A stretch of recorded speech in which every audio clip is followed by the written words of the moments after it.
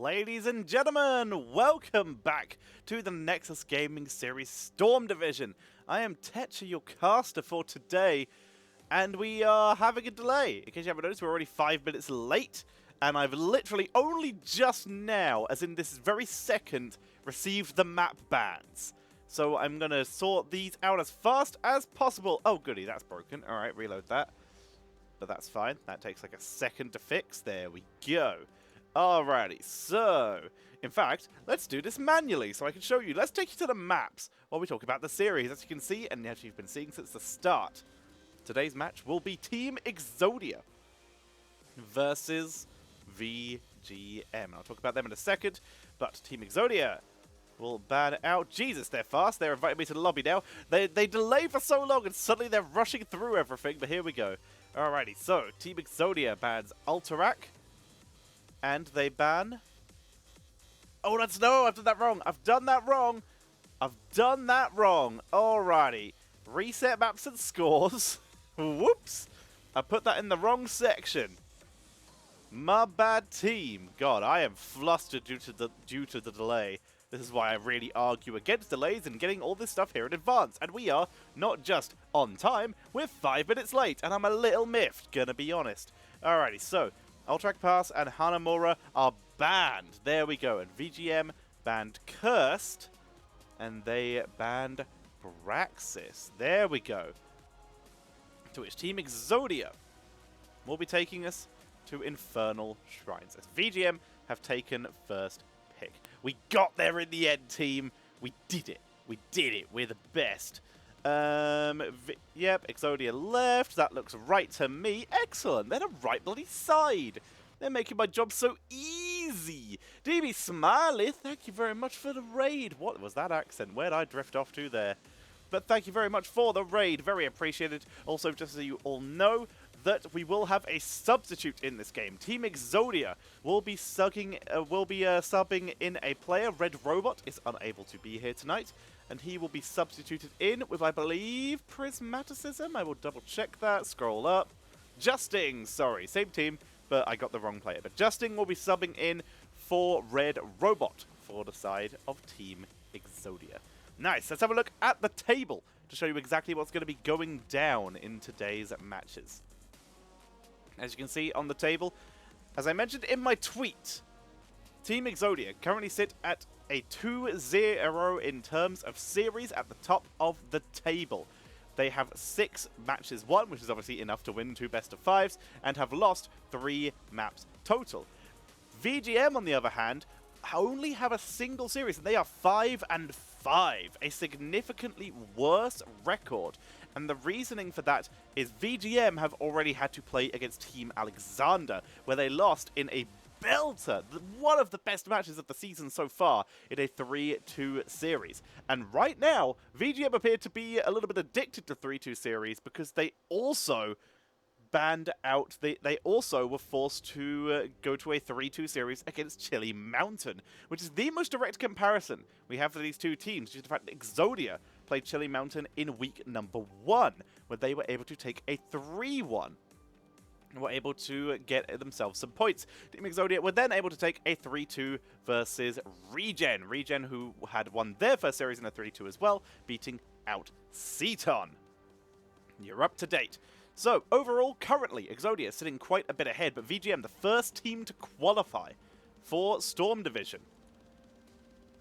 are now going to have to hold on to their top position, with Team Alexander nipping at their heels. They are ahead of them by 1 lost map. And they're going to try and hold on to their spot at the top of the table. But VGM currently at the bottom of the table in terms of map score, but they're going to want to leap their way up. If they can win this, they will move themselves up into a 2-1 position, and that will be a big boost for them. Sorry, I'm being poked at in the chat.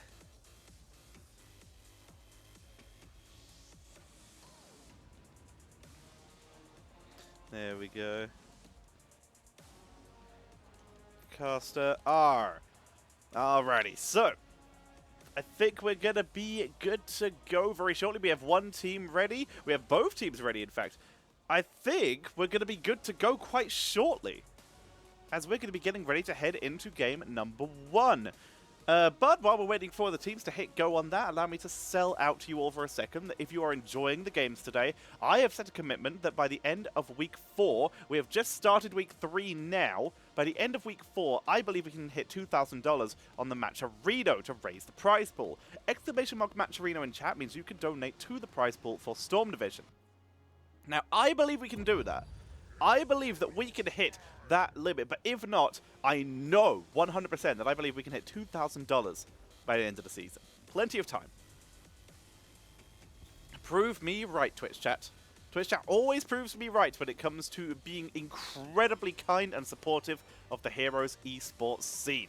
But we still have a little bits to go. We're at 1,254. Let's raise that money up. Exclamation mark Matcherino in chat to support the Nexus Gaming Series Storm Division. Let's get this rolling with VGM taking first pick and first ban as Team Exodia are the ones taking us to Infernal Shrines. Ooh! You can also support the wonderful people behind the scenes, including the admins, mods, and the wonderful web developers that keep everything running by checking out the Patreon. I'm sure there's an exclamation mark Patreon in their chat somewhere where you can become a Patreon for Nexus Gaming Series and support wonderful people who work behind the scenes. As Medivh is removed, terrifying hero. Massive turnaround plays are available with the hero. He makes drafting a lot harder because he is kind of a game flipper. There's no direct counters to Medivh outside of certain burst and stun heroes. Okay, there's several counters to Medivh, but in this case, he's still someone who changes the way the game is played, and that's why he is a consistent ban. Abathur you'll see in a similar base, same with Vikings on maps like in Towers of Doom, as we see Yarel taken out for the offlane. If you want to support me, your caster, any subs or donations that come through during this stream, aka while I am casting Storm Division as Samuro is bad out, any of those subs or bit donations that go through while I am casting will go to support the caster and allow me to survive. I'm going to have to start feeding 2 mouths as of 1 week's time when the love of my life, Jinxie Cat, will be arriving in the UK. So she will have the joy of joining me in casting 6 AM matches. Woo, baby, let's go. D.Va, who is now allowed and has massively leapt up in priority these days, is going to be removed. So VGM definitely panning out those game-changing heroes. Samura with the split push, the Medivh with the protected and the leyline potential. They ban out those, whereas Team Exodia choose to dominate the offlane. They remove the 2 potentially most overpowered offlaners in the form of Yarel and the D.Va, which allows Chromie to be picked up very early for VGM Gaming. Tiger JK going to be hovering on that for the moment. But again, swaps are available. Let's get this going. Team Exodia now. First 2 picks. Tanks are currently untouched. Offlaner priority would be nice, things there is a lot of bans out and they choose to do that. But again, we have seen teams in Europe and America in the past running that Blaze as a main tank. So this is still a flexible-ish draft coming in for Team Exodia, and they pick up the Sylvanas. Hard push potential coming in for them here. The ability to follow up on the objective and also gives them a lot of Shrine Clear. Diablo and Ada for VGM Gaming. Nano Boost Chromie, one of the most terrifying heroes and combos in the game. The insane damage output. The Sleep Dart is a great counter to Blaze, especially with the percentage damage that it does do. And Diablo, fantastic dive to help deal with Sylvanas. Try and catch her before that haunting wave can take her to freedom. Team Exodia now, with their last ban of the round before it goes over to VGM. Gonna remove the Uther. They're afraid of the double support. They are massively targeting that offlane. VGM have been a team that have been known to do this, so it is taken away by Team Exodia. These 2 teams know each other very, very well. Johada is banned out. Garrosh is the other tank who can give Diablo a little bit of grief. I would expect him to be picked up. We could still see an ETC because he's really strong at the moment. But I'm going to lean towards Garrosh as the tank that we might see from Team Exodia as they pick up Tychus, which makes a lot of sense if they do plan to do that. They've left themselves flexible. They don't know who the other assassin is, so they're going to play it safe. They're not picking up that Garrosh yet, as there are a couple of assassins who can punish him quite well. Tychus on the board will help with Diablo, and he's a little bit more resilient to hard engages. Very smart. Also, potential, very hard siege potential if they go for the Odin. Final pickups of VGM. They need a sustained damage dealer, need an offlaner.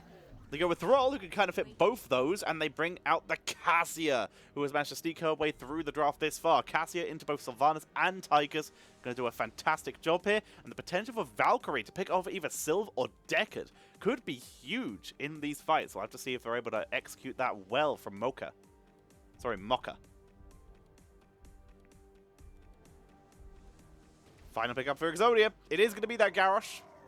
There is still percentage damage on the board. Thrall rolling Thunder, but he's going to be forced into melee, and Cassia, once she hits level 16, will have percentage damage options.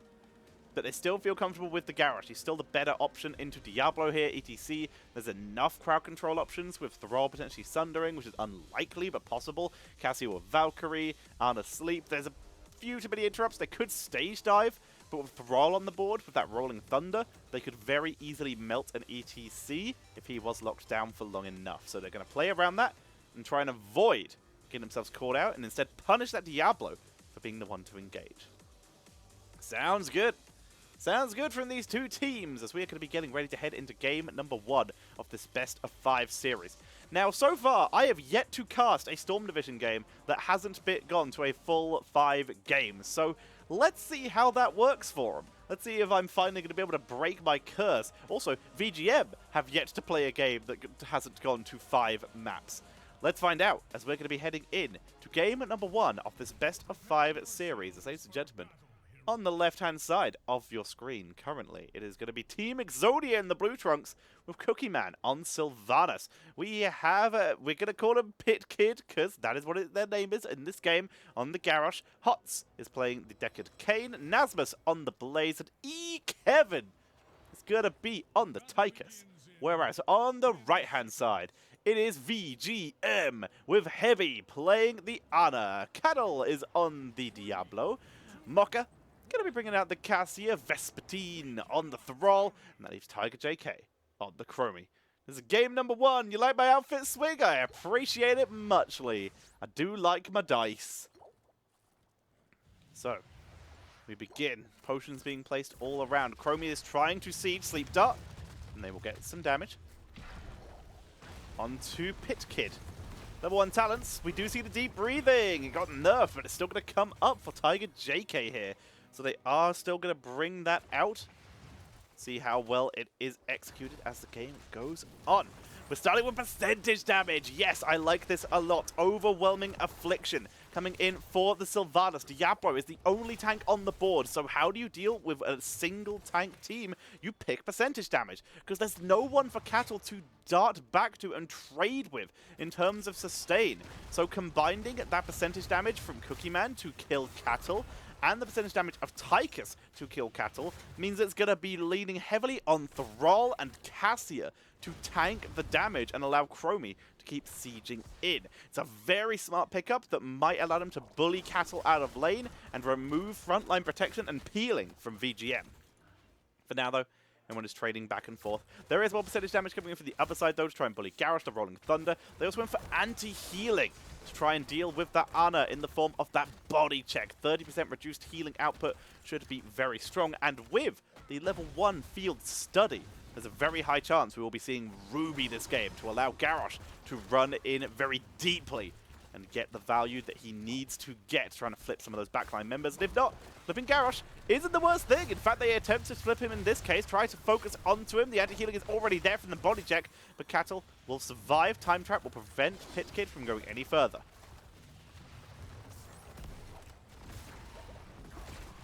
They hold the lane for the moment, clearing out the minions.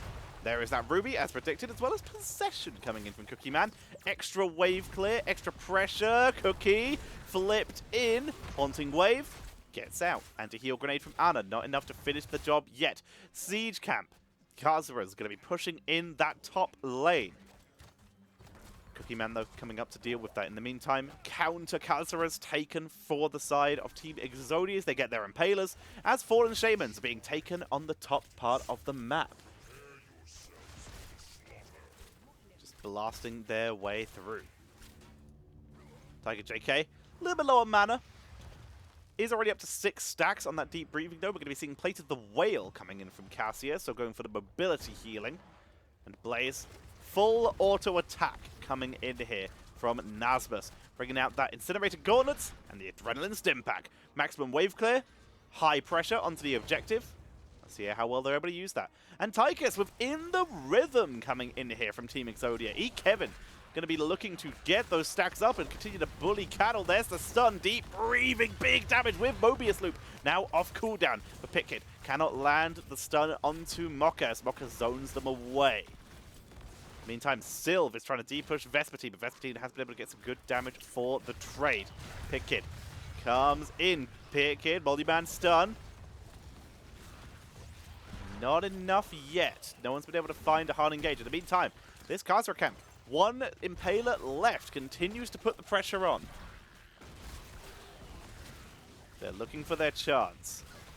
Level 7 is hit a little bit earlier for Team Exodia, but we still see Cattle attempt to pull the trigger, but that in the rhythm melts Cattle. Rooted out though with Pitkid low on health. They have to rely on Nasmus to frontline this as Cattle is going to be able to escape. Zoned away. Vespertine instead will be chased down. Thrall is slain, but we do see the Punisher going over to the side of VGM as they go deep. Fend. Cookie Man makes it over the wall, able to dodge straight up, straight down, and Mocha healed up by Heavy. Not enough, will be taken out. It's 2 kills in exchange for the Punisher, which no one has pulled over yet, and Cattle still continues to protect and pressure. Oh, Pitkid needs to be very careful. So does Cookie Man. That Punisher still hurts. It really does still do damage. You got to be careful, but they will clear that up. One tower. No, neither tower will die here. Great wave clear with the possession to deal with the one that was targeting this top tower. They're able to defend that nicely. We still see the crossfire coming in from the Blaze. Extra burst damage, no surprise there. Festering Wounds. This is the best combo with the Overwhelming Affliction. It immediately gives you 3 stacks that Banshee's Curse, which means immediately they are slowed, and that percentage damage auto attack immediately comes into play. Very smart. Surge of Light coming in for the Cassia, old classic talent. We're not going to see the Grounding Rod because at no point should Cassia be that close to Garrosh. Instead, you go for the AoE when she gets engaged on, instead of having to worry about engaging with that Fend. It's a little bit smarter here. Stun, looking for one. There's a good medallion. You can see Pitkid really looking for it, trying to force it. Gets the potion, but time trapped as well. It's quite a bit of damage. Bot lane being pushed pretty hard. Good stun, though, by Cattle. Surge of Light comes out. Not enough for a kill. Cookie Man, though, chased down. Good stun by Pitkid. That will save the day. Cattle also very, very low. Can Tiger Bodybug doesn't need to. Cattle from over the wall. And that's going to be Kevin taken out as we turn the attention onto Mocha, who is trying to chase down Horns. Survive. Sandblast does not land. Lots of pressure being traded back and forth by these teams straight away as this camp will be targeted. Level 10, slightly faster for VGM Gaming. They're 1 kill behind, but with that Punisher and the kill they just acquired, they were able to put the pressure on. We have the Sowing Sands. We've already been seeing that being used for vision here to acquire the Fountain. That will give them an early Fountain in that middle lane. Next objective is in top lane, by the way. They've also gone for that Valkyrie as suspected. There's the Apocalypse. Earthquake Apocalypse, a classic combo. Nano Boost as level 10 is just hit on Team Exodia as well. To be expected, Stay a While, Wailing Arrow, Bunk Drop, Odin, and Warlord's Challenge. Nothing out of the ordinary here. Vespertine. Chills for the moment. Clears the lane, just playing it safe for the moment as both these teams go back to soaking experience and grabbing everything they can. Charge. Medallion baits out a heroic there, and Thrall dies in top lane. They lose the Valkyrie and the Thrall, and both towers in top lane. This fell apart for VGM. Great reactions from Team Exodia, and the fantastic Valkyrie coming in from Kevin to get out of their double sleep from Heavy, though. See if they can set something up. Cattle looks for it, can't find it, but they bait out the Stay a While. Now, you can still argue that that Stay a While was worth picking because if they had engaged, that Stay a While may have saved a life. It's a safety talent to you. It's a safety ability usage. They will not happen for the next objective, but Safety at this point, maybe considered to be more important. Kevin melting Cattle. There's the Surge of Flight. Torch and Silence. That is an easy kill onto Johanna, as Hots is in serious trouble with the bunker. Holding the front like Cookie Man has to back up, though, as the bunker is slain. The Earthquake is holding them down. Mobius Loop doesn't get the Soul Cookie Man, who will escape here. And they somehow get away with the 1-for-0 there. I was sure that would become a 1-for-1. They begin to push up. Sand being sent out by Tiger JK. Continuous harassment. Cattle not going for a hard engage there. It's just trying to keep Nasmus away from Vespertine while they wait for the return of Mocha on Cassia. There's the throw onto Cattle, but Kevin is not in position for that percentage damage. Good Medallion to prevent the stun from Nasmus as Cattle holding the line. Get caught by the root of Deckard as the Odin is popped. They begin to siege, but Cattle and Mocha are wrapping around. Currently it's 1-0 on the objective. No one's got it.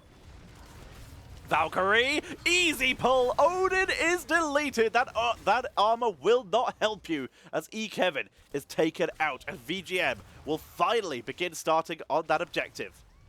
Level 13 just around the corner for both teams as Nasmus begins to clean up. He's just going to be trying to soak for his team as fast as possible, get that 13.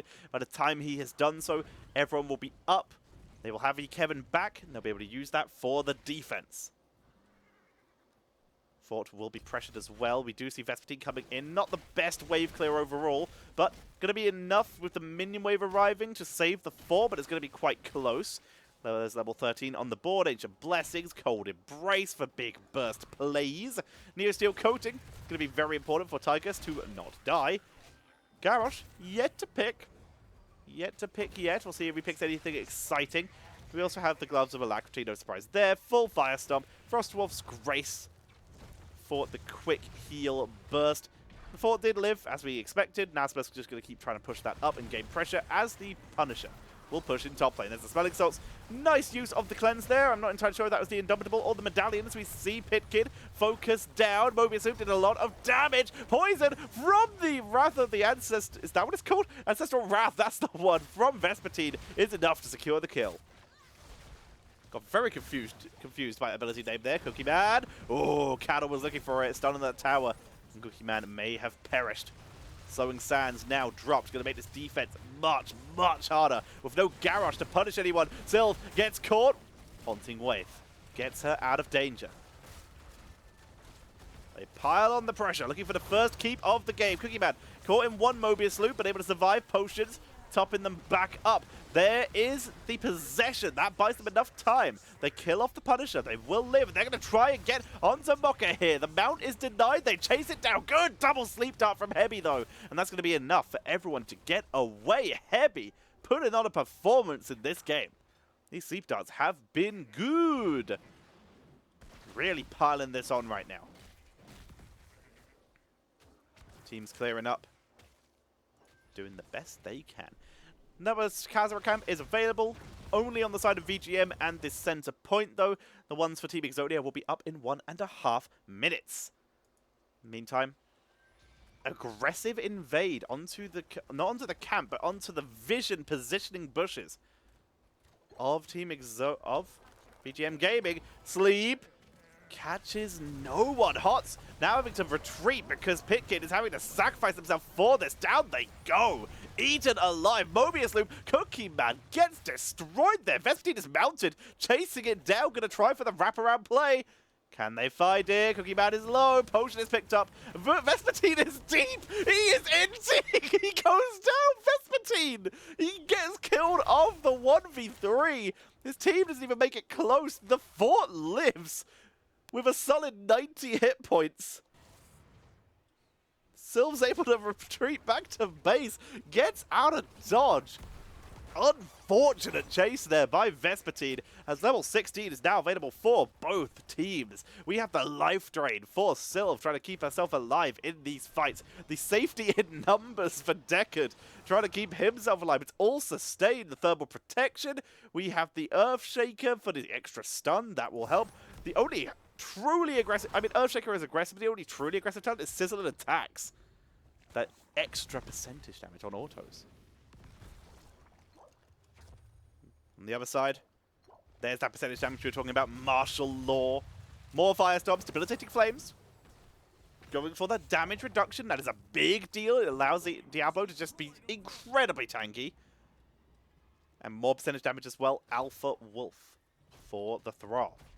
And Ana, active reload, smelling salts, classic combo. Exactly what you want for quick burst healing and to prevent hard engages onto your team. Very smart, very cool. Nasmus clearing out the waves. They keep everyone sustained. Bot lane. Under a little bit of pressure. Cattle takes some damage, but he will be healed up. Tiger currently clearing out the minion wave so they can sustain their way through that. Level 20, not anywhere near for either of these teams, as the next objective will be in bot lane. Positioning being taken aggressively by VGM as Team Exodia play a little bit further back. They are currently waiting for Sylvanas and for Blaze. Nasmus is about to arrive though, so he will be with them. They begin to make their way in. They drop the Odin. They're committing to this. Sylv is right around the corner as 50 Man makes their way in. Cattle just going to try and put some pressure onto Pitkin. There's the taunt. They're just going to try and blow up Diablo early. Valkyrie, though, catches Deccan Cade. He's able to medallion, but the body box, he can't cleanse that as we see the huge blow up onto the Deccan. But we do see Cattle taken out. He does have the souls to respond, though. Tiger is isolated, but he's going to be able to time out and buy time for Mocker and Heavy to kill one death as they look for more. We can see the big dive from Mocker onto E-Kevin, but E-Kevin will barely survive. Tiger is trying to siege, but he doesn't have the piercing sands. He cannot burst through these minions. The minions are blocking him. He's using possession. Cookie Man is denying these, but it's still a two for three. Diablo was the third, but he is back. No souls available. They will hold the line. Another Kazra Camp available on the right-hand side. Lots of assist pings. Cookie Man looking to engage. It's 31 to 13 right now. Pit Kid wrapping round. There is the interrupt by Cattle, but Cattle has no souls. Cookie Man is deep. Heals from Heavy. Active reload, but it cannot save it. Cattle's dead. Tiger's dead. Is Heavy dead? Heavy's dead. He's going to get dived. Cookie Man with the chase. Actually, this might be close. The Ana 1v1. No, he decides just to try and run away instead of trying to trade the auto attacks. He was unlikely to win. Cookie Man will back up. They get the triple kill there, as we will see Team Exodia picking up these shots, and they will get themselves their Punisher. Pit Kid is going to anchor this. That will guarantee it, as level 20 is hit for them. Perfect gems, double rubies, baby. We're going to be seeing that Bolt of the Storm for Sylv. Kind of needs it, especially that last fight. Fortified bunker. And they will finish out that siege camp as well. They've got 39. Are they going for the double? They are. They are just going to grab everything on the map here. E-Kevin just ticking that. That was super close to missing it. But they will get it. This will be pushing it. It's going to be a little slow, actually. Due to the walk speed of the Punisher, it's going to be a little late to the party, but it might still be enough to help him out. We have the double body checks, the inner rage coming in, the bob and weave for Tychus, with Dash going to keep him very mobile. They make their way in. Level 19, still a little bit away for VGM. Punisher over the wall. Take a look for Cattle. Taunt. Percentage damage. Easy. Sleep hits no one, but they get the kill. Poor Cattle still on only 18 souls. Was never able to recover after that last Punisher Shrine fight as they make their way through. The Odin is slain. It's a Frost Punisher. The keep is down. Half health left on that Punisher. They look for Vespertine, but they cannot catch him. Valkyrie is good. That's a kill on Garrosh. That might be enough to keep them in this. The Fortified Bunker is doing good damage here. The Punisher is slain. The shield is still up. Tiger JK will survive. The Punisher finally goes down. Nasmus goes in. He's able to out-cleanse the root of the core. And VGM Gaming will survive. 75% left on their core. But with that kill onto Garrosh, they get the numbers even again, and they survive. They hit level 20. Hellgate imprisoning light, baby. Let's go. The extra blinded. The silence. The roots. This is genius.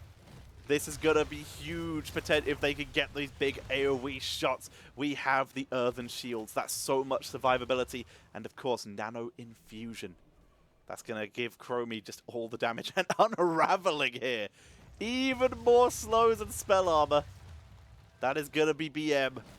That is gonna be problematic. They clear out the bottom wave. Vespertine dealing with this. Camp is taken, but not capped. How much are they willing to risk it? Not enough. Team Exodia were hovering around. They choose not to engage. They did not have Pitkid in position. They need him to be at the front. Nasmus can only do so much alone. They clear this up as best they can.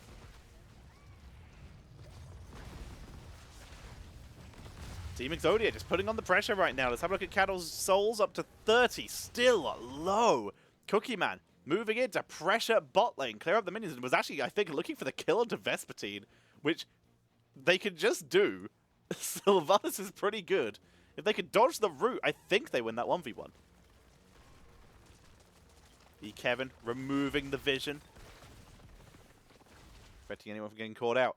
A trap has been set by VGM. Tiger, that's actually the worst person to get caught by this. They look for it. Pitkid, he's diving. Nasmus, they stun once. Look for it. There's the medallion chasing him down, but they can't get it. Instead, they turn onto Cattle for the kill. Sizzling attacks. He hellgates. Cattle, oh, the shields. Cattle gets out. He's going to survive. They turn it round. Pitkid is low, but Cattle will be the one to fall. Pitkid will survive. Mocha, big stun by Nasmus as they get the double kill. They can't go much further, but they're still going to drop the Odin to siege this down from range. But Tiger is looking to hold the line, looking to force them back. No damage to keep this day. Instead, they move to bot with 2 kills. They think they can end this. It's up to Vespertine, Tiger, JK, and Heavy to hold this game. The Mobius loop is good. Damage output is low. Tiger stunned. Timeout. He buys time, and he is flipped, baby. Tiger JK is down. That leaves 2v5. Vespertine, he can only do so much. Heavy trying to keep him alive, but this game number 1 will be going over to Team Exodia. A valiant attempt. A valiant attempt coming in from VGM. But Team Exodia able to claim that first game of the series with a fantastic push. Very nicely done. What a performance for these two teams. 15 kills to 7. And that is the power of killing a Diablo late game. You could see that they struggled. The second Cattle was picked off once. They couldn't get them. They just couldn't step up to get those souls back. Even with the lanes pushed up, they weren't even being pushed that hard is the issue. And by that point, Cattle ended that game on about 40 souls. He never recovered due to the incredible pressure. These are best of 5s there. Lupus. It's never Lupus. Well played by Team Exodia. And you can see there, that percentage damage value. 63,000 hero damage from Sylvanas. Tychus keeping up mostly with 48,000. Chromie, Tiger JK doing most of the wave clear for his team. Just dominating that game. Not enough to finish the job though. They were pressured a little bit too much to be able to get the turns there. And of course, that Cassia, really solid idea, but Cassia's damage comes from a little bit closer range. They took the Gloves of Alacrity to help out with that, and it did really give them some assistance, but they weren't able to get the value they really wanted in those team fights due to the hyper-aggression and positioning of Garrosh. What we saw there is the power of a single tank, in this case the form of Diablo, being countered by heavy percentage damage, not allowing the frontliners to get the backliners to get the freedom they were looking for. Here are the talents for those who want them. Big talents to point out here again, Inner Rage and the Body Check. The Body Check build starting to rise in popularity a little bit here. Going to be useful very heavily for killing off single tanks, preventing that big healing, because of course Anna can active reload, but if every active reload is going to do 30% less healing, or 45% less healing once we hit level 20, then you're going to start to have problems. Very nicely done. It's one of the bigger talents in this game. Very, very important. And I do quite like that we went for the perfect gems, honestly. Perfect gems for double Ruby meant Garrosh was very, very hard to kill. So that was very smart there. Ready to have a I like it. Nicely done. Team Exodia, 1-0 up in this best of 5 series. So we're going to be waiting for the next map to materialize, and we'll be able to get started with that as soon as it has. Scrolling, scrolling, scrolling. What do we have? Do we have a lobby yet? I should be looking at my friends list, shouldn't I? That's going to make it easier. There is a lobby. Nice. And I can join it. 75% at 20. Is it 75? Oh, it's an additional 45%. You're right, Leon Black. Thank you. I misinterpreted my readings. You are correct. My apologies for misremembering. Thank you for the reminder. Alrighty, so the next map has been decided. Let's see who they set for first pick. Alright, so unsurprising there that VGM have opted for first pick again. So, ladies and gentlemen, let's find out where we are heading for this game number 2. We are going to be heading to Towers of Doom. Towers of Doom will be the map chosen by Team Exodia, with VGM opting for first pick in this best of 5 series in game number 2.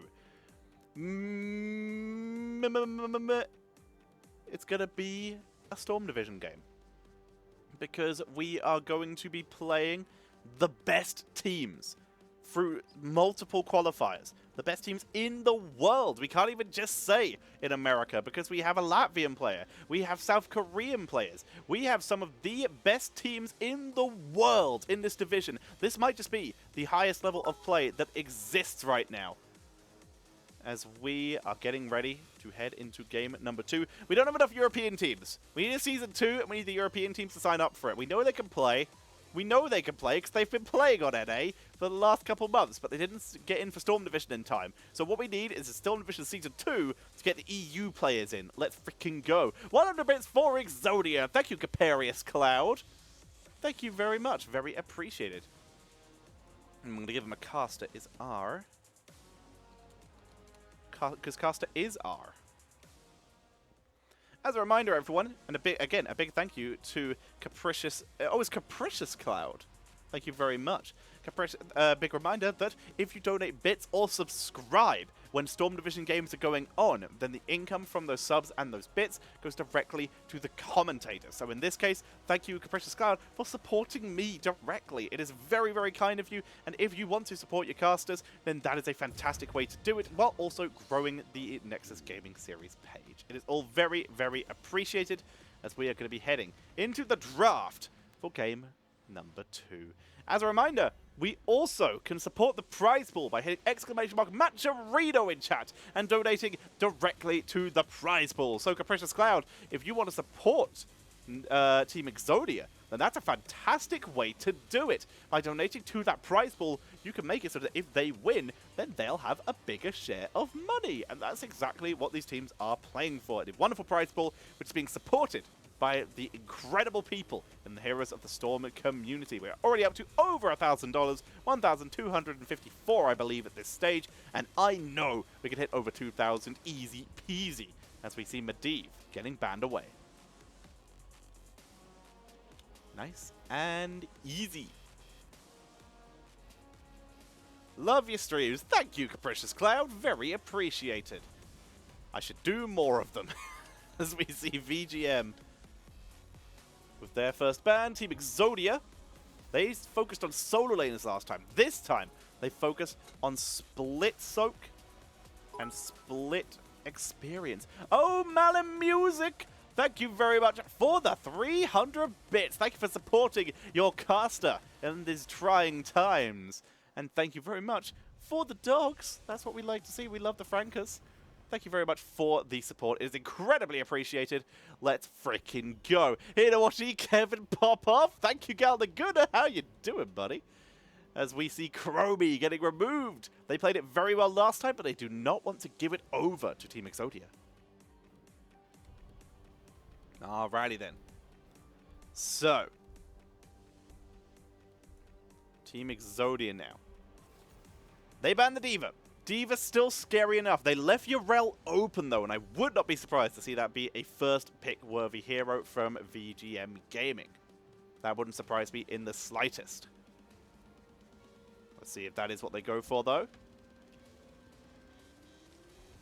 They don't. They get the Sylvanas. Mocha putting on such an insane performance. Sorry, no, it wasn't Mocha on the Sylvanas last time. It was Team Exodia. It was hot. It was Cookie Man on the Sylvanas last time, so they steal that away. We do know that Mocha is an insane Sylvanas, though. So picking that up. Very solid pick here.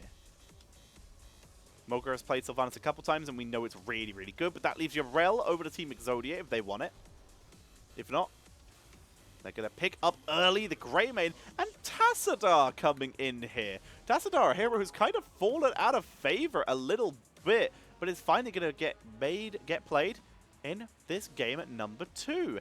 Hello, Swing. How's it going? See you at practice tonight with the 69 bits. Nice. Thank you very much. So they go straight in on the damage. No hesitation here.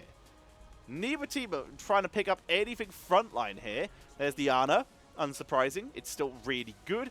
And they get the Garrosh. They steal it away from Team Exodia.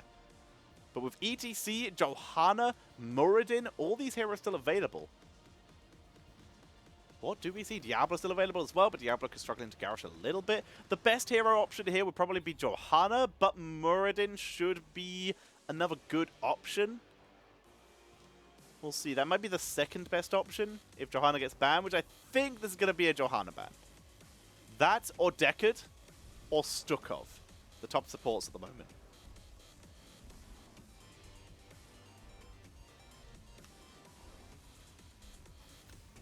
They ban some Muro again. They're sticking with their guns. They don't focus on tanks or anything like, or tanks or supports. They just focus with what they're scared of. My picks were correct though, as we do see the Deckard Cain and the Johanna coming in here. Johanna, the best tank into Garrosh, because once she gets thrown, she has Iron Skin, and now she has Medallion 2, which makes her even harder to lock down, so she's the safest tank. Going to be able to tank through most things. Maiev though, hello. That is interesting. That's another great Nana Boost target as the second damage dealer, as Yarel is going to be picked up for the offlane coming in from VGM Gaming. Ain't that fascinating? They get the Maiev, so there should probably still be a Warden's Cage, which Johanna can pop, but not if she has no shield. And that might be the bullying strategy here. Just keep people in the cage and let Sylv eat them. Maev's going to have to do a lot of damage. It's going to have to be a reset Maiev build, and she has to get really good damage output. Here's the Malthael. Going to try and deal with that. Garrosh, the tankiest frontliner. Yarel will be able to tank a lot of that damage, though. So Malthael's going to be here to try and pick off heroes as quick as possible. This is probably going to be a last rites, because Ana doesn't have a huge way to protect against that. Maiev does, and Yarel does. Sylv, Garrosh, and Ana less so. So we might see this Malthael used as a last rites, but Tormented Soul could still work here. It could really apply pressure to that front line of VGM by spreading the damage to all of them. We'll have to see. Fantastic and fascinating drafts from both these teams. So we're going to begin loading in to Towers of Doom. Overall, that Maiev is definitely a swerve coming in from VGM Gaming, but the potential is there. There's potential for very high group up coming in from the side of Team Exodia. They just have to be able to pull it off, get the resets without having Maiev be punished. Let's find out if they can do it as we head into game number 2 of this best of 3 series. Currently 1-0 up in the series. It will be Team Exodia, with Cookie Man playing the Greymane, Hot on the Deckard Cain, Nasmus on the Malthael, Pitkid going to be playing Johanna, and Kevin going to be on the Tassadar. Of course, Hot's Toby, Pitkid is going to be Justing. Whereas on the right-hand side, it is VGM Gaming, with Hebi going to be playing on the Ana, Mocha on the Sylvanas, Tiger JK going to be playing on the Maya, Vespertine on the Yarel, and Cattle is going to be busting out the Garrosh. Let's get this going. As we look at the level 1 talents. We're going to be seeing the Pursuit of Vengeance. Cooldown reduction here. The potential for huge pressure to be applied and massive mobility for Yarel, who gets the multi-man tether, catching everyone. Huge damage being dealt to the backline. Kevin's in trouble. He's gone. Cookie Man focused. He rolls to freedom. But that is a bullying first fight coming in from VGM Gaming. Best of 5. Did I say best of 3? Whoops. Nicely done, VGM, with the start there, picking up the kill. Taz starting off with the classic static charge, nothing out of the ordinary here. Risky pick of Laws of Hope coming in for Johanna. Not going to be going with that cooldown reduction on the Iron Skin, which might help against Garrosh instead. Just going for the sustain to deal with the poke damage that will come in from Sylvanas, who has gone for the classic and standard these days Might of the Banshee Queen. There's enough front line. Johanna is, of course, a solid front line, but this talent is more consistent damage output because it gives you spell power, which will allow you to get better damage to the Shadow Dagger, which will work around Johanna's blind. And Greymaine's armor. He has armor, by the way. Hashtag 10 armor. Defensive Warbreaker to combine with defensive measures later on. They get the tether. They do not. Nasmus just going to eat the damage. Tiger just looking to duel this one. Vespertine also came in. Top lane is being completely abandoned. Invade gets the shadow, holds it with a delay. Vespertine channeling it in. Johanna makes the way back up. They're going to try and hold this heavy from over the wall. No health, but the camp is stolen. Vespertine's diving deep. Cattle's low. They can't afford to stay here, but they can afford to kill Pit Kid. Body blocks are good. Vespertine with a delay. Actually, Vespertine is going super deep. They're looking for Kevin. Oh my god, Tiger. Tiger, you have no mana. He gets the kill. Can he get out? Vote the Wardens. The tower dies to the Zapper there. And they get a double kill. It's 3-0. What is happening here? As they just rush it in. VGM, they're speedrunning.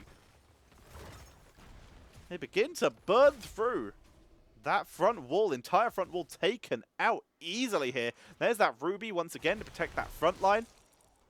Maiev pinned down. Potential huge damage output if they can get all those stacks. Debilitating dart. Gonna be good. And the Mercenary Queen. This will help out a lot later. And has already helped out a little bit. Hand of Freedom, no surprise there. Sin's exposed, extra damage output. And the thick skin. Yep, more armor. Coming in from Greymane. Because they have realized, oh no, we are dying. There's the Iron Skin. This is why Johanna's so good into Cattle. Forcing him back, that Garrosh. Struggling to get the flip they needed onto that Johanna. Channel comes in from Hots. That will guarantee them 4 shots minimum. But there's the potential for an invade up top. Malthael choosing not to channel yet. They're trying to force VGM to make their way up here so they can gain XP advantage. Pit Kid finding the enemy team, so they're showing. Tiger choosing not to contest, instead duels Cookie Man. Shots are won, bringing the core advantage right now to Team Exodia. Despite no kills acquired, the kill-heavy style of VGM not translating into shrines yet. Force Wall comes out, Kevin though on the wrong side of it. Damage. Good dodge by Mocha. Takes a lot of damage, though. They're still looking for Kevin. They're running them down. There's the tether. That's enough. As Tiger gets reset after reset. Mocha came back in, so he's going to retreat. Heals come out from Heavy as Tiger begins to just eat people on the backline. There's the resets. One more time. Cookie Man is low. They can't chase him, though. Good healing from Hots to keep the rest of the team alive. But talent advantage, kill advantage, everything looking up for VGM. Still no kills acquired by Team Exodia. We have that Elun's Wrath. That is a huge damage. Really does add up in these big AoE resets. Anti-healer for the Ana. They are really in on this kill. No percentage damage here. It is all about follow-up. That is cool to see. And also, increased area of the anti-heal grenade, the Biotic grenade, means that once they have that Warden's Cage down, everyone in it is going to have reduced healing. And that is where the pain comes in. Good dodge. Still thrown. Not the full distance, though, and Cookie Man is awakened and not enough for a kill. Mocha backs away. Sappers, but one side with Mercenary Queen. Numbers advantage, though, in favor of Team Exodia, and this will force VGM to back up. They lose their Sappers. Double alter phase. Cattle looks forward, looks for Cookie Man. Tether pulls it out. The root is there, though, and that will prevent any huge extra aggression. But the anti-heal grenade onto Cookie Man is a problem. Vespertine dives deep, looking for Hots, trying to find the angle. Instead, going to look for Pit Kid and Kevin. Kevin, slow down. We do have the Holy Avenger to try and support that. Doesn't land the tether. Tiger wants to back up. You can see he doesn't have tether active. He did use it there. Did not find any targets. Top channel is being interrupted by Cattle, doing a good job there. We have the Festering Wounds, by the way. No cooldown reduction on the Shadow Dagger. Pit Kid interrupted. Vespertine going to be interrupted forever by Kevin. Making the most of their rotation with on a pale horse. We see a bit of a dive to Cookie Man. Again, not enough to find a kill. Good stun. Finally, they find someone. Pitkid is deleted again. Force wall, but wrong side. Kevin locks his team down. Both ults still available, remember. This could be a 2. Tether, Tiger tries to pull in Cookie Man. Here comes Cattle to try and capitalize on it. Throw, stun, focus, blink, and Tiger, one more swing, gets it as they pick up the kill. Good into the fray to prevent Tiger being caught by that wall. Shots already taken. In the meantime, Vespertine is dueling Nasmus as more shots on that bottom lane. No one to contest, and that is going to be another 8. That's going to be a total of 8 shots this round taken by VGM. 6 kills to 0. Looking to make it 7. They disable the bell tower. They have to hit that bell tower again. There's the nano boost. Sylva's stunned. She can't disable it. Mocha in trouble. Win is gonna escape though. But the keep no longer disabled. Tiger gets away. 70, 80 watts. Looks for the chase. There it is. We finally have a kill. Last rights.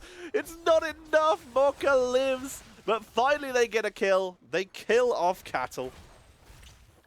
But finally a kill on the board for the side of Team Exodia. Get them back into this game. Tether comes out. Stay a while. Might have dodged it for 1 second by jumping big dive, but there comes the medallion for Kevin. No healing available thanks to Heavy. Tiger is so low now. But Vespertine causing enough of a distraction. Have they caused too much of a distraction though? No ardent defender. Heals come out from Heavy. It's enough. Cattle's here, by the way. Taunt into the cage. Everyone is welcome and everyone is dead. Hans is taken out. In the meantime, though, Maya was killed off in the backline by Cookie Man, but Cookie Man is deep. They have no health. Do they have enough damage to deal with this? Sylv is running down Nasmus. Mocha finally going to turn around and help them deal with Cookie Man. Cookie Man is low. They throw. Good kill. Vespertine picks that up. 10 kills to 2. Cattle is low. Damage is taken. Last rights is available, but they can't catch up to get the cast off. Cattle will live. Everyone's getting healed up. Long fight there. Team Exodia, they have Kevin down here for short-term delay, but Cattle will zone him away, and these shots, unless we see the quick move in from Johanna, sleep, taunt, but the good counter stay a while and listen coming in from Hots may have just saved Kevin's life as they turn it. Easy kill on Mocha, who was too deep there. Vespertine late to the party, trying to come in for the assist, but now with Cookie Man here, numbers advantage going to be in favor of Team Exodia. In the backline, Tiger JK in trouble, Tethers in, resets a good. Tiger JK will retreat as Vespertine is playing their own game of distract the enemy. They get Johanna. Tiger JK has no health again. He never seems to. There's the route onto Cattle. Vespertine leaps away, and everyone's looking a little low here, and there is the issue. That Tass and that Greymane, they still do damage, and they can still finish off these kills. Here comes the wraparound. They look for Kevin. Stun is good, root is good, but Kevin has nowhere to go. Anti-heal and the tether to finish the job. Cattle, he taunts, but it's not enough. He goes down. Hots, though, completely isolated. Cookie Man with now no healing to help him out will be chased down. Hots, he is going to escape. Will Cookie Man escape as well? Mocha chasing deep. Feral lunge, actually, onto the minion wave to escape here. Hots lived. Cookie Man lived. They're holding this. Blessed Shield is sidestepped by Heavy as they hold the angle for the moment. Blood Craze for extra healing. Mocha's back to pile on more pressure. There's to stay a while. Immediately sleep dart. Support sleep fight. Anna in trouble. Able to get away. Water's cage is nice. They turn around for their healing. Hots is getting eaten alive in here, but there's no one keeping them alive. And Tiger JK able to get away with the flick anyway. The Warlord's challenge holds down Cookie Man. There's the throw. Tiger JK finally finished, but Pitkid will give their life for it. That is a 4-for-1 here. Kevin, they're still going to chase him, but they cannot get him. The shots were taken. 24 health to 32 in favor of VGM Gaming. 5 kills to 17. VGM hyper aggressive. Tiger just never has any health, but he dips in and out and gets the damage output anyway. Even without any sustain, he's getting healed just enough by Anna and making great use of that Vault of the Warden single B-step to just because they wanted to port back anyway. making such perfect use of that Vault of the Warden to stay alive just long enough to get the big damage output. By the way, we are done with pin down. 40% extra damage. Nice to see. Up to 40% extra damage. We have the double up. The Seasoned Soldier, as it has been renamed. Cattle. Not enough. Sleep Dart also not enough to finish off Johanna with that Iron Skin up. Level 16 talents. It's level 16 to level 14, by the way. Absolutely insane. Vengeful Knives. Oh, man. Percentage damage on the Maiev. That is going to be rough. There's the Will of the Forsaken. Active Reload and the Smelling Salts. Even harder for Johanna to really get good engages here. Cattle is deep. There's the Cursed Bullet. Cattle decides, nope, never mind. Single altar. Mokka's just going to channel it. Tiger's going to zone. No one's going to interrupt. But in the meantime, top is in trouble. Shots are taken, though. 5 shots onto the core. Cookie Man and Tiger decide to have a fight. Comes out in favor of Tiger.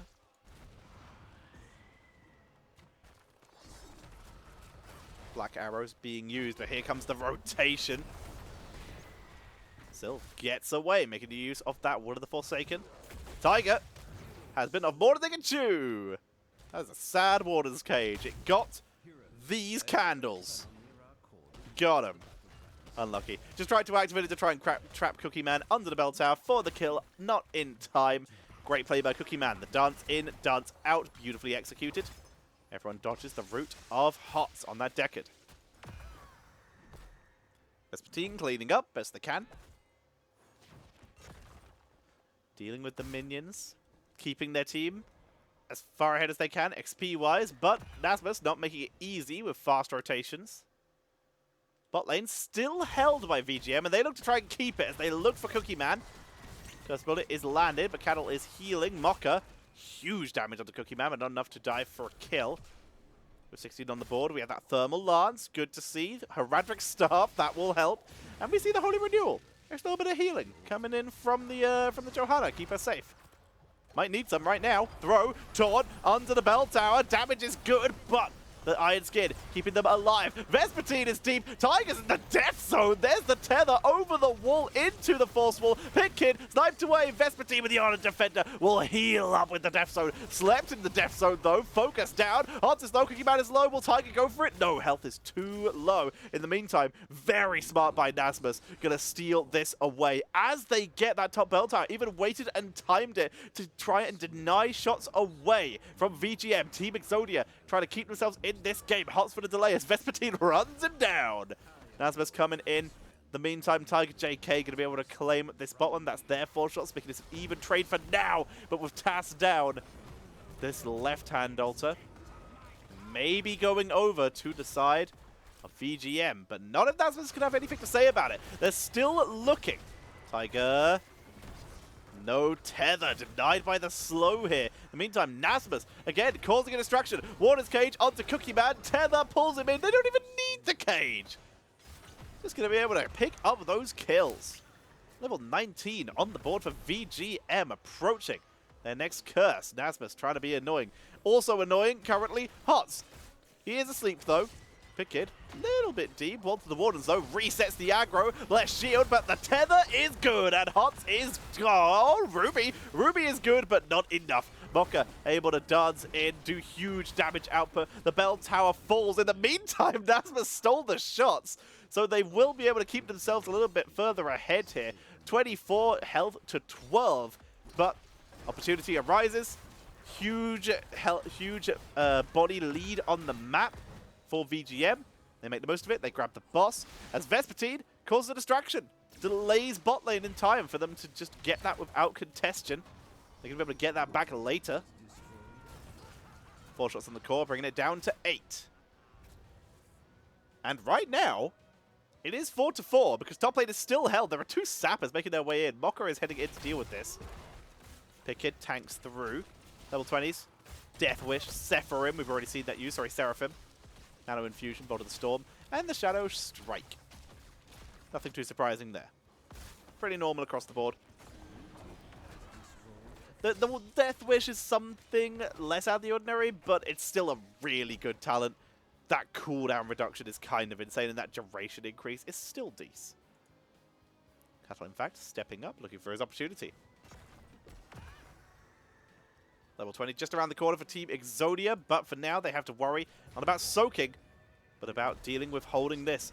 They are ahead in terms of ultras. If they can win a fight here, like this maybe, huge healing, but Last Rites finishes off Cattle. The cage has already been broken. They look for Vespertine, but the cage is holding them back. Nasmus is low. Storm Shield comes out as they hit level 20. There's Vespertine, tanks through. He's killed off. Nasmus looks for Tiger. Tiger voted the Wardens, but Nasmus will be the one to die. But in the meantime, Mocha killed off at the side. Tiger looks for resets, but over the wall he tethers them into towers. But it's too much. In the meantime, Nasmus has already returned with his revive. He's gonna try and go for the double channel, and they have 5 bell towers. Is this the comeback? Team Exodia bringing themselves in. They look for the channel. Tiger will be able to interrupt, but how many times will he get away with it? As Hots and Nasmus are both here. He's low on health and mana. Heavy is finally here, though, to turn this into a 2v2, but they cannot contest. Hots gets it just in time. They don't get the 6th shot, though. Unlucky. The pressure being applied by VGM does work out in their favor, but they will get this left one. In theory, oh, they're going for the 6. This could be it. If Team Exodia can get this, this could be insane. We have those level 20s we already talked about. We already saw the Blinded by the Light coming in from Johanna. That no one can stop there. We've already seen those being used. Perfect Gems, Twilight Archon, Hunter's Blunderbuss. They cannot grab mid, though. Mid is interrupted. VGM will hold that, and that may have just saved their game. 6 shots onto the core of VGM as Team Exodia put themselves back in this game. If they had got that triple cap, that would have maybe brought them down to 8 and evened it up completely. But VGM are back in. They hold themselves, they hold their lead. Cattle pulled in, Indomitable, and Vespertine causes enough of a distraction to get them out. 3 sappers on the way, though. Are you getting resets? Meantime, Vespertine has to clear this up because, look, that bell tower is dropping it again. This is the last one. Triple cap means huge damage. 1 sapper makes it in. Tether pulls them in. Anti-heal is good. Wailing Arrow, but they find nothing. The slow is too good. They are shut down. Mid lane still being pushed. Immediate reaction to deal with that, but there's another sapper camp here. That's going to be more pressure. That's continued split distraction. They begin to clear up. They're finally going to prevent that triple cap pressure, using the time they had while that sapper was being taken to grab top.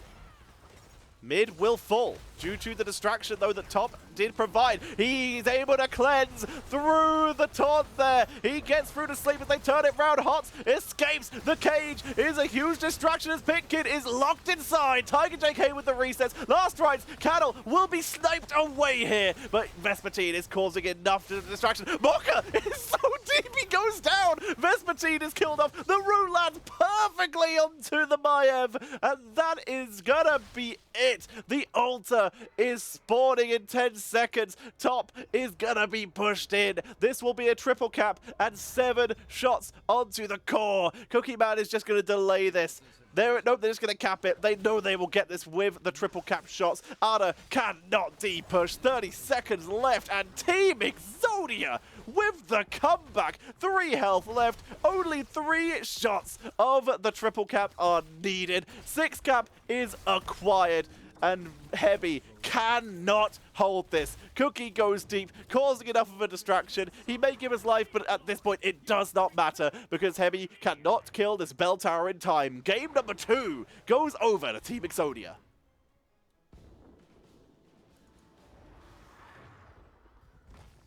Final shot is taken. Very smart. Very, very smart coming in here for Team Exodia. They're able to take what looked like a VGM game. VGM dominating the early game. But beautifully done. Fantastic play on that final fight. As Cattle, he's able to Indomitable himself into the sleep, but the freaking counter medallion from Deckard, from Hots, to stay alive in that fight was absolutely mwah. Just beautiful. Unbelievable. Love to see it. Absolutely love it. As Team Exodia move to match point.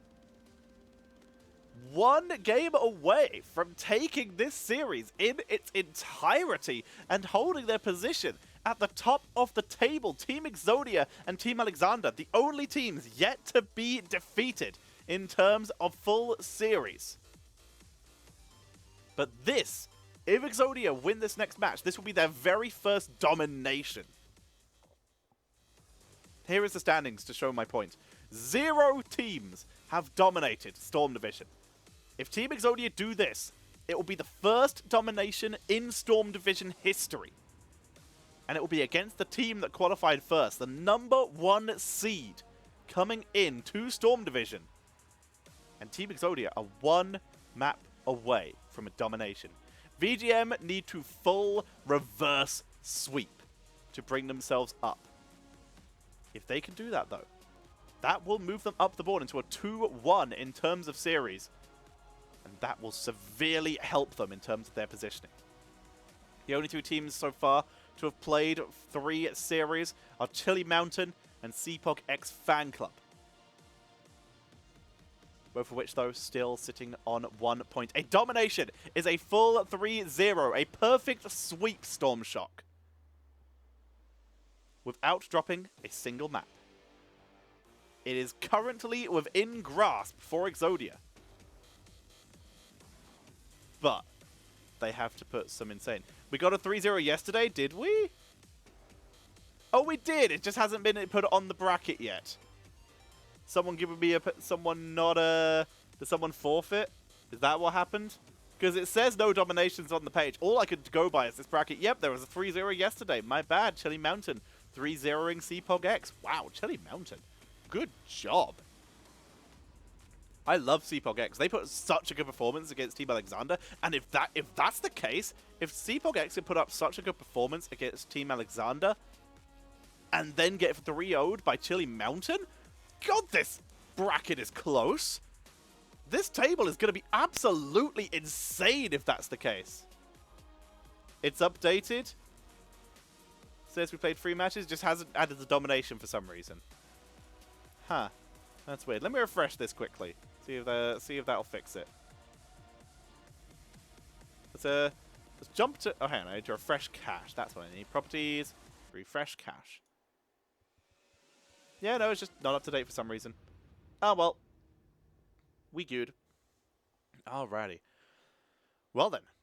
We are just awaiting for the bracket, for the final map to materialize, and then we'll be able to jump into it. What could be the final game of this series. That's how insane this has been. This could be the final one. If it's not, I'm going to need to pee. Actually, I'm going to pee now. Be right back, team, because I forgot to do this before we started. I'm going to run to the bathroom because we are having a little bit of a delay, but I expect getting this set up. So I will be right back very shortly with game number 3. Don't go anywhere. We'll be back in a moment. See you in a sec.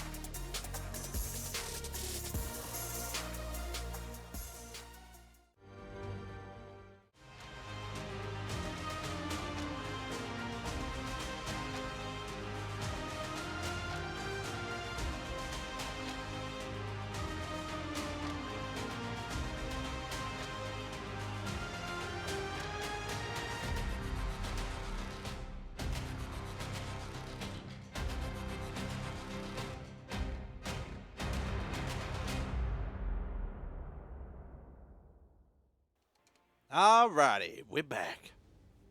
We back. Didn't have to wait too long.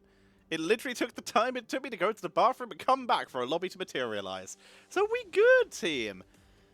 So, allow me to show you where we are heading for what could be this final game of the series.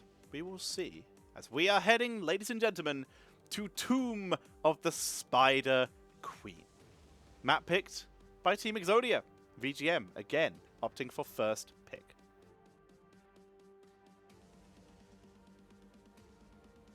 The pressure is on. A reverse sweep is needed by VGM to avoid a domination. A full sweep from Team Exodia is on the cards. Wow. This is going to be interesting. We're getting in. The substitute has been removed. So, again, Team Exodia were winning that with a substitute, by the way. It looks like they no longer need their substitute, so Justing, aka Pit Kid, is being replaced by Red Robot, who is the original player for the team. But they are back. They are back. The number 4 GM player in America is back and ready to go. Feels good. We're going to be getting ready to head into this. We're waiting for the last player to join the lobby. And then we will be good. Again, VGM need to pull off a reverse sweep right now. We're heading to Towers of Doom. We're heading to a Tomb of the Spider Queen, so we're going to be seeing heavy rotation, wave clear based compositions. We've been seeing a lot of focus onto single target annihilation of those web weavers from a lot of teams these days. It's going to be good to see. For now, though, we are just about ready. Let them know that Caster is ready. Caster. Caster Pirate. Caster Pirate. Save a ship? I don't know. Ladies and gentlemen, if you are enjoying the show, then please consider supporting the prize pool for Storm Division. By hitting !Matcherino in chat, you can support the prize pool by donating directly to it. That will give all these players even more motivation and support them directly when they win or wherever they finish in the division. We're already over $1,200. I know we can get to 2,000 soon. I believe we can do it before the end of week 4. I know we can do it before the end of the season. Don't prove me wrong. Tetcher, yes. Already said Oh. Yes.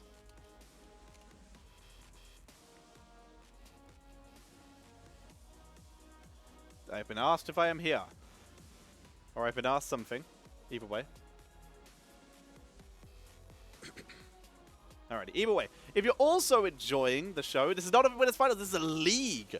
This is a full league, so there is no winners finals yet. We are currently still in league play. We're currently having the team in first place in the league, Team Exodia, versus the team that qualified for the league first, VGM Gaming. Nice. Good to see. We're in here. VGM going to be taking first ban for the 3rd time. Let's see if they can turn this into a victory this time. Big shout out to the people working at the Nexus Gaming series behind the scenes, keeping everything running, not just for Storm Division, but keeping the website running for the amateur leagues. There are so many teams that play in NGS. It is ridiculous.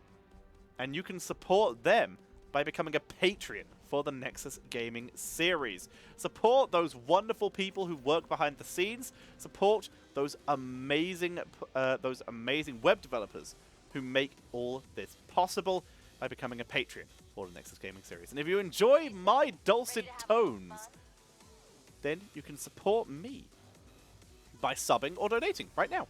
If you sub or donate when any caster is casting Storm Division, then they get the direct income. My game for Storm Division is today this week, so if you donate bits or subscriptions during this stream, I get the income from that. It's a great way to directly support the casters. But if you're more of a Jinxie person, I believe her game is on the 3rd, so you can go check her out there. I'm just checking the schedule for the other games, so I can tell you who else is about to have some lovely action, as Medivh is going to be taken out. The other game that's happening this week is the Crushinator is going to be casting Regen versus the other Koreans. That is going to be at 9 PM EDT tomorrow. So make sure you go, if you are a Crush Later person, save your bits and donations for when they are casting and drop them tomorrow, showing up for that wonderful series. But if you're enjoying what I'm doing, ooh, unlucky. I'm sure they probably communicate something in chat, but I'm not a ref. I cannot see it. But unlucky, a shatter has come into play. I would expect it's D.Va. I would suspect it is the D.Va, if I had to guess. But I'm willing to be proved wrong. Yeah, I have no idea what the ban is because no referee powers. Yes. If you like what I'm doing, drop some bits. Drop a subscription. We have like 6 days left of September. So if you want to support me, gift subs to other people, and that way they can continue that sub for an extra month for cheap. It's D.Va! Was the shatter a bamboozle? First D.Va game I actually get to cast. I almost got to cast it last week, but the Koreans mistaking, but Team Alexander mistaking the time zone difference. The D.Va was unbanned on the 21st, and due to Korea being ahead of America, they believed it was already the 21st tournament time and picked D.Va and had to quick swap it to Dahaka by quitting the lobby. But D.Va's on the board. Let's go as we see Johanna, Deckard, and Greymane coming in here. Are we going to see another shatter? Probably not, because Cookie Man's the banner. There we go. We see the Ural. So yeah, I assume there was something banned and it just was communicated to the teams. But this is going to be my first D.Va cast, officially in Storm Division.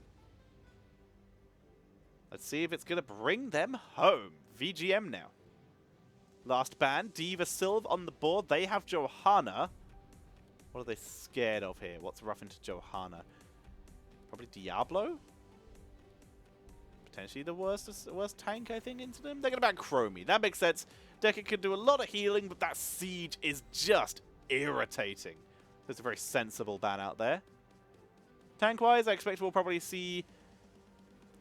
I think we'll probably see Diablo or Muradin. We could see ETC. They could also bamboozle me and pick something completely different, like an Arthas, or Blaze main tank, or Imperius.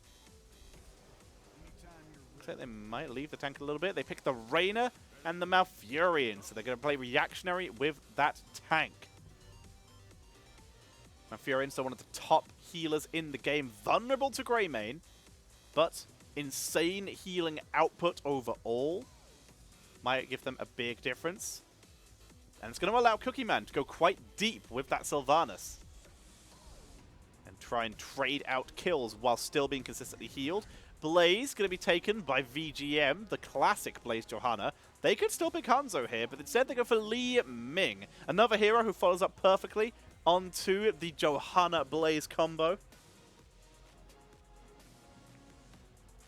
Just drop all the AoE damage with the orb and you get huge kills. And finally, the tank pick for Team Exodia. Red Robot now. With Blaze and Johanna on the board, Garrosh has actually leapt up in priority a little bit here, just due to that Indomitable, to try and deal with that hard stun of Blaze. But they still go with Diablo. Diablo's still the better option here into Johanna, and this is a map with quite a few walls. Li Ming and Deckard are still a little bit more vulnerable. Even Greymane, to a degree, is going to be snipeable. This will likely be a Firestomp build due to the blinds of Johanna on the board, but we could still see them go for an auto-attack build. It's still really good. It's going to be fun to see. These are our drafts. First D.Va that I have got to cast coming in for Team Exodia, who are looking to close out this series and get their first domination of the season, whereas VGM looking to begin their reverse sweep to bring themselves back in and claim their second victory of the season in week number 3. Ladies and gentlemen, we are loading in to Tomb of the Spider Queen. Potentially the last map, so if you have those subs, if you have those bits, drop them now, show your support, and make sure to donate to the Matcherino as we head into game number 3, baby! Game number 3 of 5. Let's do this. Team Exodia with Nasmus playing the D.Va Red Robot on the Diablo. Cookie Man gonna be playing that Sylvanas. Hots on the pleb horse, but the fly as hell Malfurion, and Kevin is going to be busting out the Rainer. And on the right-hand side, looking to begin the reverse sweep. It is VGM Gaming. Heavy, going to be playing the Decade Kane. Mocha is on the Greymane. Tiger JK on the Li Ming. Cattle is going to be bringing out the Johanna, and Vespertine is on the Blaze. The game begins. We look at level 1 talents, percentage damage, very beefy frontline. They need to be able to kill anyone who they engage on, so they go for that instead. The Exterminator for the fast rotations. Kevin, though, may be rotating faster to hold of the storms, but he will escape and gets healed up by Malfurion. Big charges onto Red Robot as they try to burst him down. No percentage damage yet, though. Red Robot tanking through that. It's a liquid cooling coming in from Nasmus here. Full Metal is a talent that we see very often in the offlane, but in this case, the liquid cooling is going to be a little better to deal with these heavy burst plays, try and prevent those resets. As the Full Metal is very reliant on auto-attacking, liquid cooling is always viable. Again, the incredible disruption from Cattle, just not caring, kiting Red Robot beautifully, but has used the Iron Skin, has to use the Medallion as well. Cookie Man is diving it, looking for Cattle, but the potions are there, and Cattle will survive. Nasmus takes a little bit of damage, but will survive. Lives that time. Tiger JK clearing, but has to back away, not actually able to pick up any gems, but Johanna, by the way, just grabs them, no trouble at all. Camp already started for the side of VGM Gaming, grabbing themselves a Bruiser camp. Left Bruiser yet to be started. This should probably be a Raider Malfurion start once they do it, but Nasmus trying to stop the rotation to bot because Kevin is doing the camp there, but he's forced to leave after slaying one of the camp mercenaries. Mocha gonna start it though. Here comes Red Robot. It's a 5v4 right now. Sylv not here. And that is going to force the retreat. The hard reaction from VGM forces the retreat out of Team Exodia. Red Robot is Demon Nasmus with the multi-man knockback, able to buy the time there. Nasmus freaking out a little bit with the newly improved defense matrix. Keeping everything zoned. We're going to be seeing that Triumphate. Extra poke, relying on the Decade Kane to keep him sustained. Not going for that dominance. There's not a heavy amount of dive from the side of Exodia, so the dominance is a little bit less value here, so the Triumphate makes more sense. And also, damage is nice. Really nice. With a potion of shielding, that will help out a lot too. Cattle going to turn in his 15. Neither team have close enough for a full turn in yet, as Mocha takes some damage, but Red Robot just tanks through it this time. Level 4 talents for both teams. The Incinerator Gauntlets, the Fight or Flight, going to be big for Rainer as the dive of VGM is scary, needs to sustain. Diva, unsurprisingly, the rush down here. So far, this build is standard. You can replace liquid cooling with full metal, depending on your lane matchup. The rushdown, that 4% percentage damage, and more importantly, the non-heroic extra damage. The nuke has been delivered. Diva with the nuke rotation, bringing it in to help with the siege. As the charge comes in from Vespertine. Nasmus, though, defense matrix, shutting it down here, begins to bully this. Trying to hold everyone back, but Cattle continues to play hyper-aggressive here.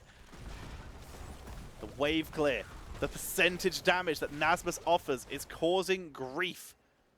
The rotation speed is pretty decent now that he has normal walking style. Trying to slow down Vespertine on the rotation. Both teams took some damage, both teams healing up. Johanna's Iron Skin forced out, can't afford to be charged in by Red Robot. Red Robot, by the way, not going for the Firestorm build as I suspected. Instead, is going for a charge build, bringing out the Sacrificial Soul here, coming in. What's the level 4 talent going to be? Are we going to go for the Diabolical Momentum? Yes, we are. Even Into the Blind is going for the hyper-aggressive engage comp. Try to have that engage up as often as possible. Emerald for Decade. It's the HGC style build of Emerald, Shielding, and Sapphire. The oppression-based build. This might be first blood as the root is good. Nicely set up by Malfurion. They're able to pick up the first blood onto that Greymane. Red Robot trying to set up, looking for Heavy. There's the Medallion, though Heavy is out, but Tiger in a bit of trouble here. Focus down. 66 health. Tiger gets away. Nicely done by Cattle. with the Condemn to prevent any extra chase. Turn-in will finally be succeeded. First turn-in of the game goes over to Team Exodia, as well as first kill, as they begin to put pressure onto the mid lane. There is the Calamity coming in for Li Ming. They clean up.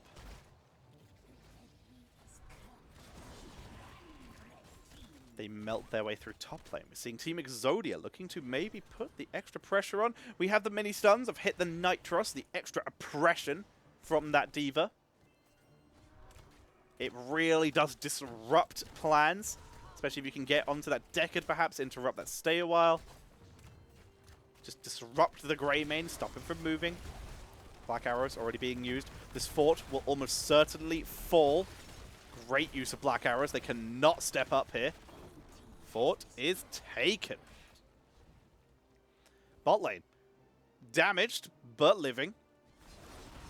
As top lane is now being focused. No Black Arrows available yet, though, so Cookie Man will be forced back this time by VGM. Red Robot looking for his chance. Can't find it yet. The Iron Skin was used. Eats the orb from Tiger. Not enough for a kill yet, as Nasmus continues to clear. Nuke is available. They focus. Tiger in trouble. Weakened down by Nasmus. Nuke onto Cattle. They're going to try and use that for the finish. Cookie is low, but Cookie will survive, preventing the reset. And Nasmus re-jumping back into the mech, preventing Tiger from getting a reset as well, and to set up for that chase. They pick up a kill. They're even going to look for Vespertine, who Vespertine just trying to eat Cookie Man. Gets him using the medallion to chase the kill. The slow is dropped. The outplay there. Vespertine in full retreat. Micro Missiles comes out though. There's the bunker and the root from Heavy. Vespertine gets the 1 for 0. Outplayed, son. You ever been outplayed by one player in a 3v1? Because that's what just happened.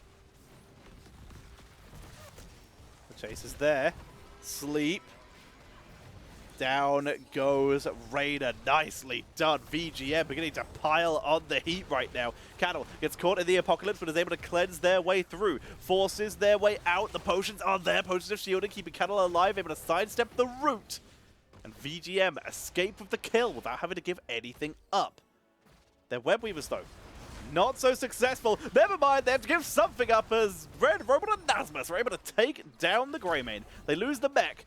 Last Web Weaver gonna be slain. No forts will be taken. It's a 4 for nothing right now. Red Robot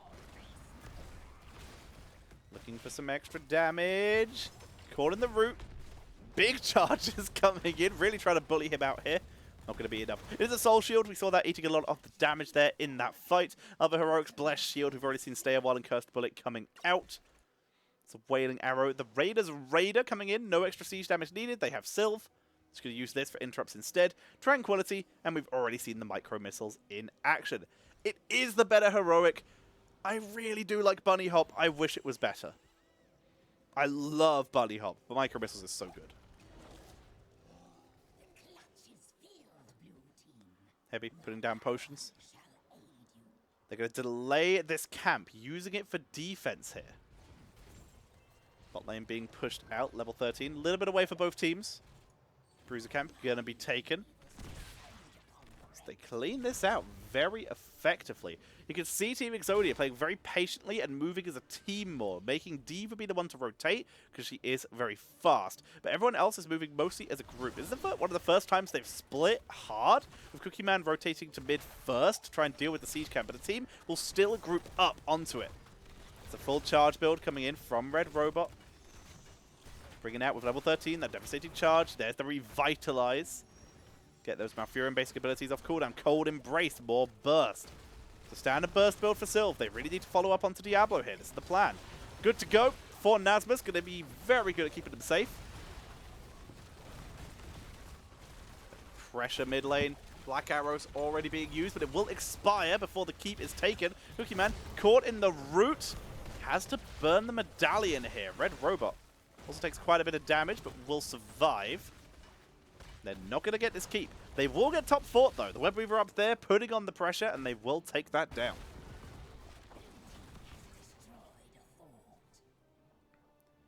Bot lane is available. They can try and push this in, and that seems to be the plan with the Web Weaver on top, causing 2 people to react. We see the quick race down. There's enough minions, and Black Arrow is going to be used, and that will be a double fort play coming in for Team Exodia, putting them 3 forts to 0. Nicely done. They're even going to try and grab the Siege Giant camp. No reaction can be made. Nasmus is scouted, but they're not going to be able to do anything about him because it's Diva. See you later, nerds. Going to drop the micro missiles. Nasmus a little bit far up. Does burn the medallion for this. Tries to lock them down. Tries to chase them down, but it's not enough. He did not take the slow talent, which I believe is earlier levels on that defense matrix. Cattle drops the Iron Skin. Micro missiles comes out. Not enough to burn through. Vespertine deletes the bottom lane. Cattle trying to bully Red Robot. Good charge by Red Robot, though, but here comes the turnaround from Vespertine. Root coming out. Nasmus trying to zone, but Heavy is kiting him beautifully. Easy dodges. Micro missiles fall to slow. Red Robot very low. Great defense matrix, but it's stunned out. Down goes Diablo. Souls are deleted. Nasmus may have to pop the mech here. He does. Drops the nuke, and that will keep E. Kevin safe. But Cattle is very far forward. Gonna be forced to the bunker. Nice root positioning, but they're still just going to try and keep pushing up with Diablo down. No front line is available. Defense matrix is good. Wailing Arrow for a turnaround. Down goes Greymane and Cattle. Heavy chase down. Micro missiles catches that kill. And the turnaround is gorgeous from Team Exodia. They get the 3 for 2 in that fight and hold on to enough gems to make a turn-in. Nicely done. They even go for boss. Micro missiles to aggro it. And everyone makes their way up. They delay the turn-in just long enough. Hots turns his in. The rest are on Nasmus. So they need Nasmus to actually go there. You can see Nasmus, what he's doing here. Quick dashes to make the use of that rushdown. But you can't hit a hero more than once, or any target more than once with rushdown. So he quickly activates it to get the boost, and then immediately cancels it to maximize damage output, to quickly murder their way through that boss for maximum clear speed. And was able to boost down, get the turn in, and now they have... Oh, they weren't able to get the turn in. It was denied. Sorry, VGM get the turn in. See you later, Web Weaver.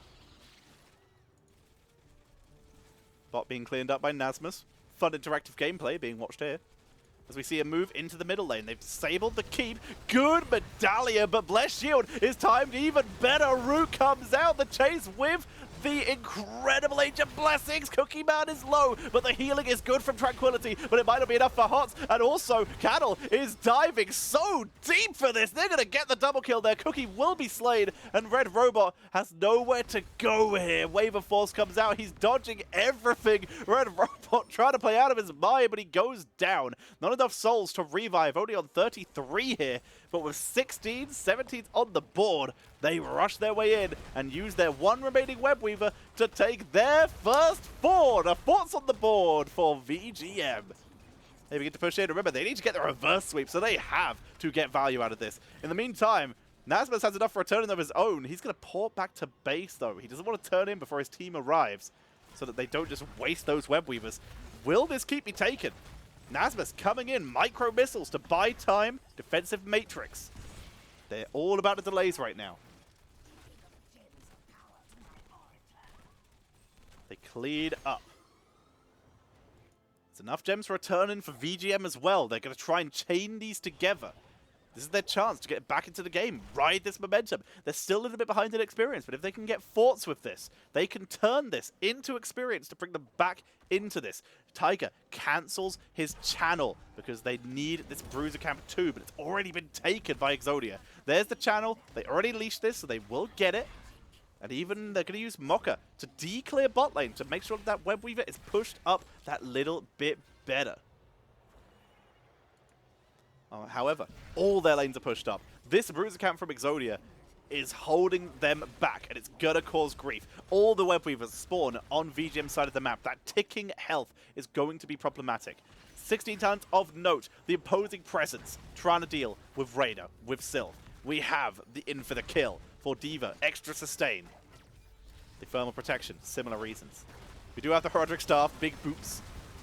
There's the stun. Onto D.Va, who does have the nuke, might have to use it, and will use it. This will help clear out the Web Weaver as well. That'll buy them time. They actually knock it back a little bit there. With the wave of force, and as such, it cleans up, but Mech is dead. Nasmus is deleted by VGM there. Didn't stand a chance. The gems are denied as well. Here's the stay a while. VGM are popping off, looking for the play. The bunker is down, but are they going to be able to get out after it? Yes, they are. They all retreat safely. The kill is acquired. The fort is required, and the other lanes are still being pushed in. The Web Weaver's still going. Top Keep is in trouble. Cookie Man has to make their way up there. Kevin cleans out the Web Weaver in bot lane, but here comes VGM trying to make the play. Exodia are suddenly on the back foot. Red Robot just loses so much health to that Cursed Bullet Mirror Ball combo, but tanks through. The anti-healing, though, from that Emerald is causing grief. The siege of top lane begins as VGM look to get the first keep of the game. They will get a structure lead if they can get this for the first time. Catapult, one last shot. One shot to finish it. It does go down. But they're still sieging in. The first keep is acquired by Team VGM Gaming. Team Exodia, though, they get level 20, and they're trying to make the most of it. They're chasing down. They want this so badly. Serenity, timing attack. Nasmus dives in, gets the slow, looks for Cattle. The oil is good. Stay a while, but Cookie Man is trying to chase it. There comes the medallion. Cookie Man, he bolts for it. He looks for the kill. They are fully committed to this. Here comes the micro missiles for the turnaround with the bunker being dropped heavy. Will have to use it. He gets in, dodging the route of Malfurion, and there's the turn. They get this. Mocha looking for the kills. Kevin, he's tanking as best he can, but Hots cannot keep him alive. Target JK finally goes down, though, making this a 2-for-1. Red Robot is zoning away as they try to turn the damage up to Vespertine, but it's two tanks and a healer versus a damage dealer and a tank and a healer. They're trying to hold the off-lane. Vespertine also forced back, and even though the kill count came out in favor of VGM, the positioning is going over to Team Exodia. They have enough gems for a turn, but again, they don't want it yet. They need their team alive to make something happen with this. They can clear out top lane, though. They can deny the catapult pressure thanks to Nasmus, and they can save themselves in this game. We have the execute. We've already seen Serenity being used. Bolts and Hellgates for days. And with level 20 down the board, Respect the Elderly, Fortified Bunker, the Repulsion, Indestructible, and Hunter's Blunderbuss. Team Exodia, they get their turn in. With 12 seconds left for everyone to be alive, they will be grouped. They will have everyone here. Which lanes are looking weakest? Top lane, front wall destroyed. Mid lane, front wall destroyed. Bot lane, pretty healthy actually. Pretty cool. Everyone is alive. Kevin, going to be a little late. Last person to spawn. Possession from Cookie Man. Mid lane is the lane of choice, but Nasmus is going to put some pressure onto top. In fact, they're going to move most of their attention up to top. They want to protect that Web Weaver. They can't afford to let it just get cleared like that. No value from Red Robot to be gained there. Tried to charge, but an Iron Skin was used. That's a long cooldown now. They begin to make their way in. Mid lane is the target. Black Arrows is used. Micro Missiles. Nasmus, low cooldown already gained. Charges in. Looks for Cattle. Eats missiles. Gonna have to drop the nuke. Can't get it. Good to go. Tries to roll out, but focus down. Another quick blow up. Well executed by VGM as they look to focus on Mocha. Forced to roll back. Respect the Elderly. Say a while. Listen, it was a big full team silence, but they cannot move into Malfurion, and they have to react to the Web Weavers and Catapults. They let it go after a single kill. But again, a beautifully executed engage to kill off Nasmus before he can use that good to go for any value due to the delay on the barrel roll. They're forced to back up. Hots finds the roaming Johada, who's looking to try and turn this Cattle. Overpowered, slow, with Sapphire. Hots in trouble, has to self-cleanse, using the Nature's Cure here as Red Robot focused down. This may be kills. If they die here, this could be over. Red Robot burns the Hellgate. Repulsion forces Hots away, but they're still chasing. Vespertine looking for the stun. He finds it onto Red Robot, the only target who they can really afford to sacrifice. Red Robot goes down, but has the souls to respawn. The only target Team Exodia could sacrifice there to get away with that. Well executed, but still rough. Diablo respawns with no souls. get the channel. Cattle eats so much damage, executes pretty good. But Kevin, calling the route, cannot chase. Enough gems are available for VGM, which is exactly why we see Team Exodia playing so aggressive. They also know that a lot of heroics have been used. Tiger is low. Apocalypse lands, but it is no one. Easily tagged thanks to the Iron Skin in the bunker. Nuke this time is used, but Cattle gets in the bunker. Survives the nuke in the war bunker as they chase forward. Micro missiles does not land. And VGM refuse to give up any more kills. 7 kills to 12 in total. VGM holding together. Bruiser Cap is stolen, despite VGM actually holding an experienced lead, having catapult pressure in top lane. They are still on the defensive. They can't afford to engage when it's not on their terms. Siege Giant Camp being taken. More pressure to be applied. Nasmus guarding turn in 1. Everyone else guarding turn in 2. They get the charge onto Cattle. Micro missiles prevents any counter engage. It's a impressive play from Team Exodia, trying to find their angle as VGM just accumulates gems. Nasmus desperately trying to find an opportunity. Bunker up in 3 seconds. The latest heroic up. Apocalypse, wow, okay. Kevin caught out of position, is going to be blown up here. Root comes in, Red Robot uses Cattle as an escape. Micro misses the slow Vespertine to try and get them out. Nowhere near enough souls for Red Robot here, who Hellgates for freedom. Full combo from Li Ming, but the stun is good, and they will escape. But they lost Kevin. He's one of their best wave clear heroes. Turn-in will be achieved, and so will likely Boss for the side of VGM Gaming. Catapults, though, not being dealt with. Someone will have to port for this. Webweaver will delay. But I think this just gets the keep. No, the minions. The minions delay and the catapult did not make it. They're going to try and invade the boss. 4v5. Nuke's not available. Nasmus caught in the root. He barrel rolls. He gets out, though. Vespertine chasing Team. The silence, though, onto the Sylvanas is too much. Red Robot, he's trying to delay. He's trying to buy time, but he hasn't got enough souls. It's going to be a double kill. That's going to be a triple kill. And only Malfurion Hots remains. And VGM boys are back in the series. They push in for the core as they will bring us to a game at number 4 in this best of 5. Kevin will live. The keep survive thanks to the web weavers, but Kevin cannot hold this alone and will likely die if they can get onto him. Nope, he will survive the stun thanks to his cleanse, but the core will go down. Web weavers too much. Down goes Kevin. And game number 3 is taken by VGM. We're heading to a game number 4, and we have a series, ladies and gentlemen. Ooh, baby! Crazy!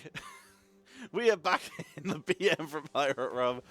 Yeah, no, there was the sleep I saw. The stay one and listen was respect the elderly at their own keep wall. That was certainly interesting. But we are there. We're in a series now, team. 2-1 in this series.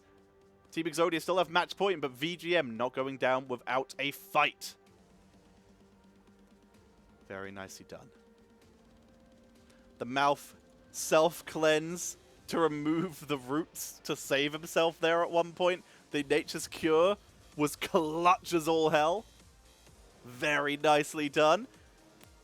The respect the elderly, really turning that fight on its head. And more importantly, the hard engage just to eat Kevin, just deleted him, meant that numbers advantage immediately went to VGM. They found their moment, and that's all it took. It takes one mispositioning, one mistake, or one great wraparound, in the case of VGM, to find the right target and pick up that kill. It's 2-1, ladies and gentlemen. As we wait to see what is going to happen. O'Malley Music, thank you for another 300 bits as we await to see what will be map number 4. Remember, while I have you here and we wait to find out what the 4th map will be, if you are enjoying the show, support the players by hitting !Matcherino in chat and heading to there and donating to the prize pool. If you do that, then the prize pool will go up. Players will be more motivated to win, and we'll have a lovely time. Where are we? There we are. If you want to support me, the caster, like the lovely O'Malley Music has done here, any bits or subscriptions that you donate while Storm Division matches are on go straight to the caster. So if you enjoy my games, you enjoy my casting, then make sure you donate subscriptions and bits while I am casting. It's very appreciated and helps me keep doing this wonderful casting thing, exactly like Rock Dog here for another 300 bits as well. Feels good. 300 bucks? No, 300 bits is $3, but it's still really helpful. Every little helps there. It is all very, very welcome. It is appreciated. Feels good. Unless you're talking about you just donated to the Match Arena, in which case that would be insane. I'm going to quickly check the Match Arena and see if anyone has donated, by the way, during this series. Let's have a look-see. We have, yes, through $1,374. Thank you, everybody, for your kindness and donations towards the Match Arena, towards the Nexus Gaming Series Storm Division. Let me look at the recent donators, see if we can get someone. Yes, we had someone there. $100. Anthony Le, I'm going to assume. That could be $100. That's a big deal. Thank you very much. And Duck Butt. Or Duck Butter X. Oops. $20 as well. Thank you everyone who has been donated, who has been supporting. It is a big deal. 300 wing wangs in the bank. That would be lovely if I could get 300 wing wangs in the bank. I would love any little bit of support, any donations. And again, if you donate during my stream, during my stuff on Storm Division, I get the income, and that helps me continue to do this wonderful stream of life and get the support of you wonderful people without having to without having to just do odd jobs on the side to be able to afford to eat every day. So every bit of support counts. If, however, you're more of a Crashinator person, Crashinator will be streaming tomorrow at 9 PM EDT, where they will be streaming their next game, which I believe is the other Koreans versus Regen, which should be a good matchup. Or if you like Jinxie Cat, they'll be streaming on the 3rd. I don't know what time that is, but they'll be streaming on the 3rd for their match as well. So if you like her, there's safety subs and bits for them as well. Feels good! Caster. Arr. Let's go. We're going to be getting into game number star with 1,000 bits. Do the thing! Hype train! Choo-choo! That's the thing! The train is the thing! Thank you very much for your incredible generosity, Star. I will see you in either 1 or 2 games for team practice. As ladies and gentlemen, we have hit the hype train thanks to Star Knight. Choo-choo! Let's go! Both teams have readied. We're going to be jumping in to game number... Hey, Crushinator! Thank you very much for your 300 bits. We're jumping into game number 4 of this Best of 5 series. Someone hit the go button, please. Both teams have readied. Yes, we're heading into game number 4. We're 70% into the hype train, and the hype train has no rails. Who knows where it's going? But on the bright side, it drives through your neighborhood so that you can put stuff on that train by donating bits and subscriptions to support the hype train. Choo-choo! Don't worry, no one dies on the hype train. Let's go! Team Exodia, 300 bits from O'Malley Music again. You are so kind, my friend, and always frankers. Gotta love the dogs. Gotta love the dogs. Speaking of which... news for some of you, because I haven't actually got to say this a bit.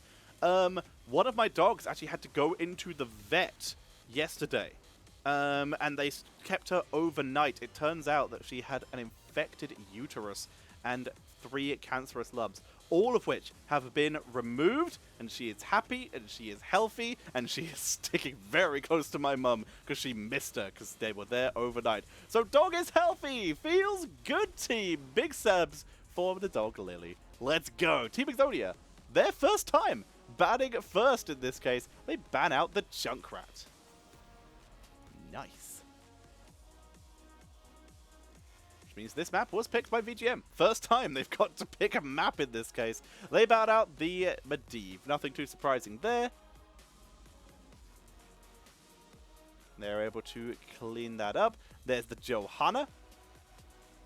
No Medivhs this game. Always denied, never played. Johanna is removed.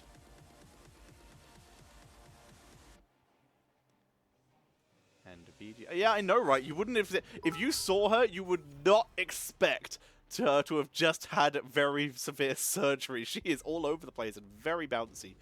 500 bits. Thank you so much, Capricious Cloud. So appreciate we're up to 61% on the hype train. It's coming through your neighborhood. Give it a toot toot as it comes past, as Garrosh is going to be picked up first. With Johanna removed, Red Robot gets that Garrosh priority.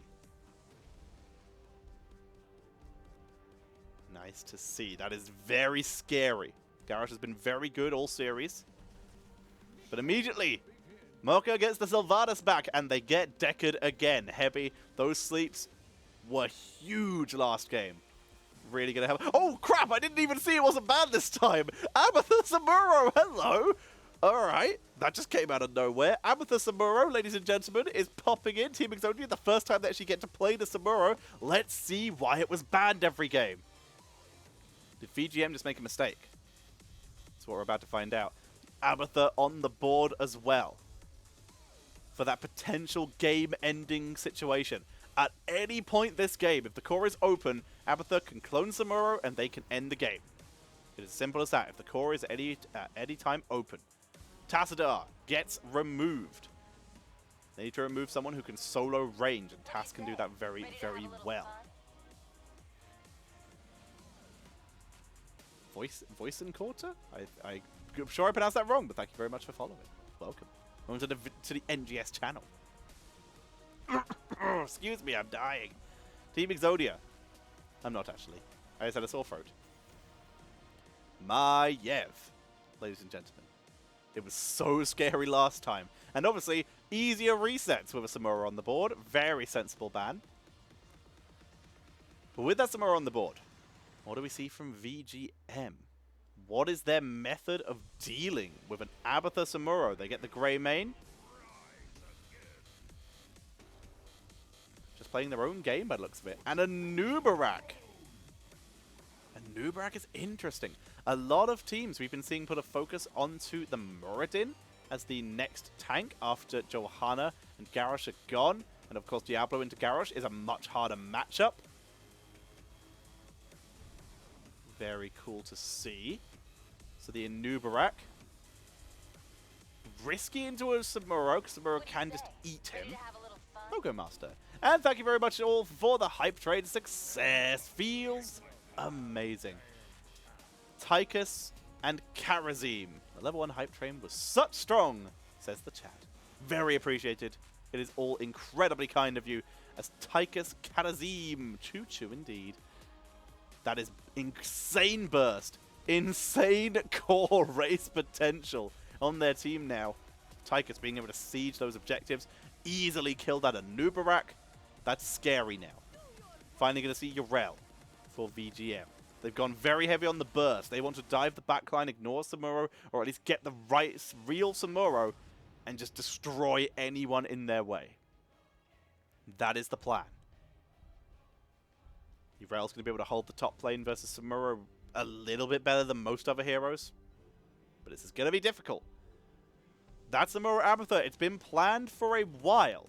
Tychus, of course, another hero who can actually soak an offlane, can soak a solo lane, which might be required here.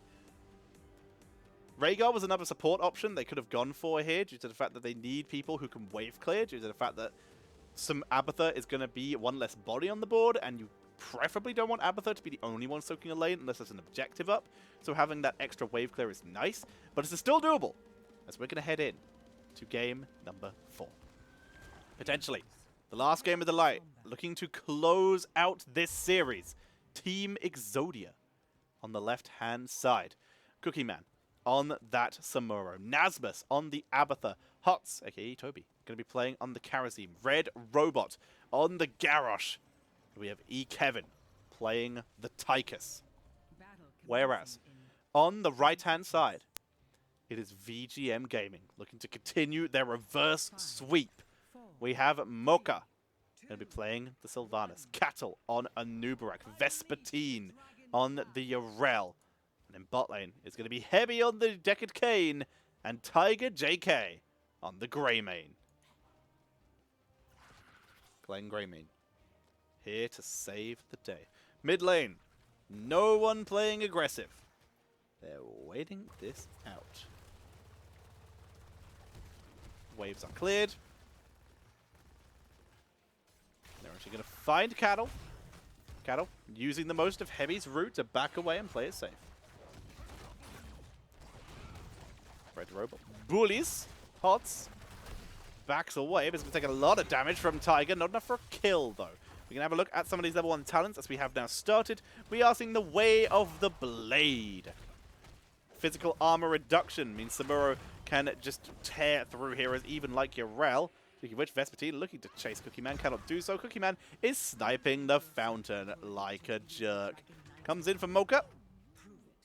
Prevents the mount, annoys as Red Robot comes in for the Soak with Hots. They're doing a 2-man rotation right now. I'm sure they preferably want E-Kevin with them, but they have to be careful with how they rotate safely. Nasper's even going to soak some of the XP with his body. Red Robot acting as a distraction while E-Kevin and Hots take out the Siege Giant camp. E-Kevin not even going to micro this one because it's Tychus. Stutter Step is not really an option he has. It's Legion of Beetles. Okay. Now, Anubarak is actually quite good into Garrosh. Struggles into the Samuro. But into Garrosh is decent because the Beetles can eat the toss. And you can actually get some good escape plays with that. Other talents. Full symbiote build going to be coming in here. Pressurized glands to maximize that Samuro value. Speaking of which, Pokemon trying to zone away Vespertine. Going to try and channel this in. Abathur holding top. Interrupt one more time. Trying to turn it. Armor reduction you can see coming in there. But bot lane will be claimed by VGM and prevent that from going over. Level 4 talents now available. Ooh, is this going to be a triple gem game? Maybe. Sapphire, Ruby, Tiger, using minions, will be able to escape. Red Robot not able to finish the kill. We see the deflection. Physical armor for Samuro. Those two continuing to duel. Cookie Man currently coming out worse in terms of experience, but no one soaking top lane for VGM. This is where they're going to start to fall behind. Mercenary Queen getting some good value though. There's the bed of barbs. Abathur even body soaking using mines to clear. Yeah, Cookie Man not looking the healthiest right now. We'll get a hat for focus and we'll stealth. Gets away. Bot lane will be claimed. Yrel makes their way up. Grabs most of the XP, but still lost a lot. There's the double channel, but no one's going to be able to get that. And Yrel will be able to reclaim top. Attempt onto Tiger there, but the medallion too good. Cookie Man able to easily use the mirror image to escape the route there. Hots and Cookie Man, though, both in trouble. Good stun onto Tiger JK. Neither one's going to die. They tank through it very nicely, making the most of the Earth ally as well. Tychus, E-Kevin, continues to hold bot lane. Here comes the engage. Medallion is used. Nicely done. That's a 5-minute cooldown, though. Cookie Man. Again, fighting Vespertine. Again, this is not an easy lane, because Yrel can just do that. They're going to try and fight it, though. Cookie Man's looking low. He's trying to bring it. The hat's here, but this will be Cookie Man. The swing. The swing. He doesn't finish him. He gets out. Cookie Man with 30 health will escape. Able to pop the fountain, and as such, we'll be able to just come right back in with Vespertine too low to contest.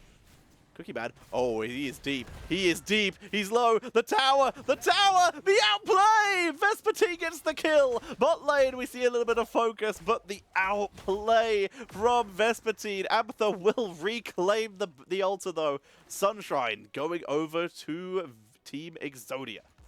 Moonshrine held by VGM Gaming.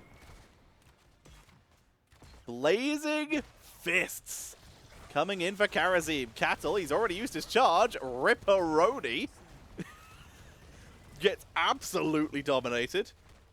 Crushing blows, even more damage. Cookie Man really looking to just win this 1v1 versus Vespertine. No wave clear or anything, it's all about kills. Double channel is achieved, but Cookie Man comes in for the interrupt. Siege Giants being taken by VGM. Here comes Yrel. Let's watch the 1v1 while both teams do camps. You can see those crushing blows really start to add up, and this is where Cookie Man will actually start to win these 1v1s. Sylve with maximum damage output build, Lost Souls, most of the Banshee Queen, top combo there. Red Robot eats a lot of damage from Tiger JK. Throw, but no Earth Shadow to follow up here. Hots takes a lot of damage here. Is he in trouble? Yes, goodbye. He's dead. Cookie Man looks for the chase. Not enough for a kill. Red Robot looking to push up here.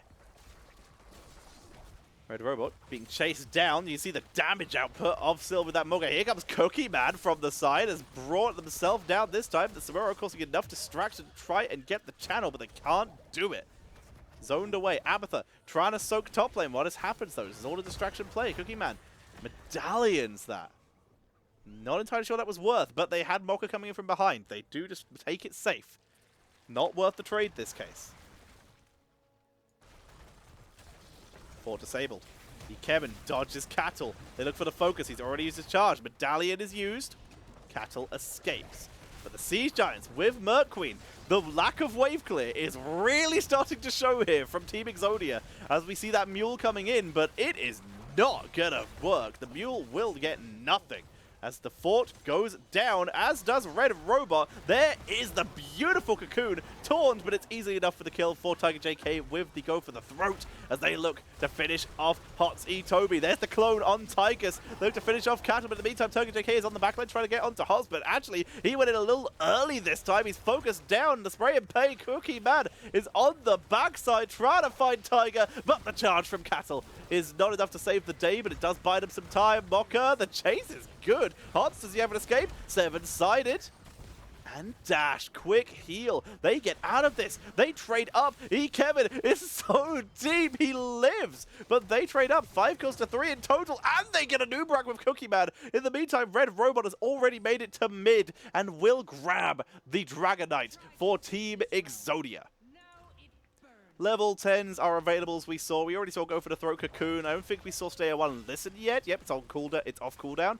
On Defender and Waiting Arrow. We saw Draken Laser Drill coming in from Tigers. I have no idea where that was dropped. I did not see it.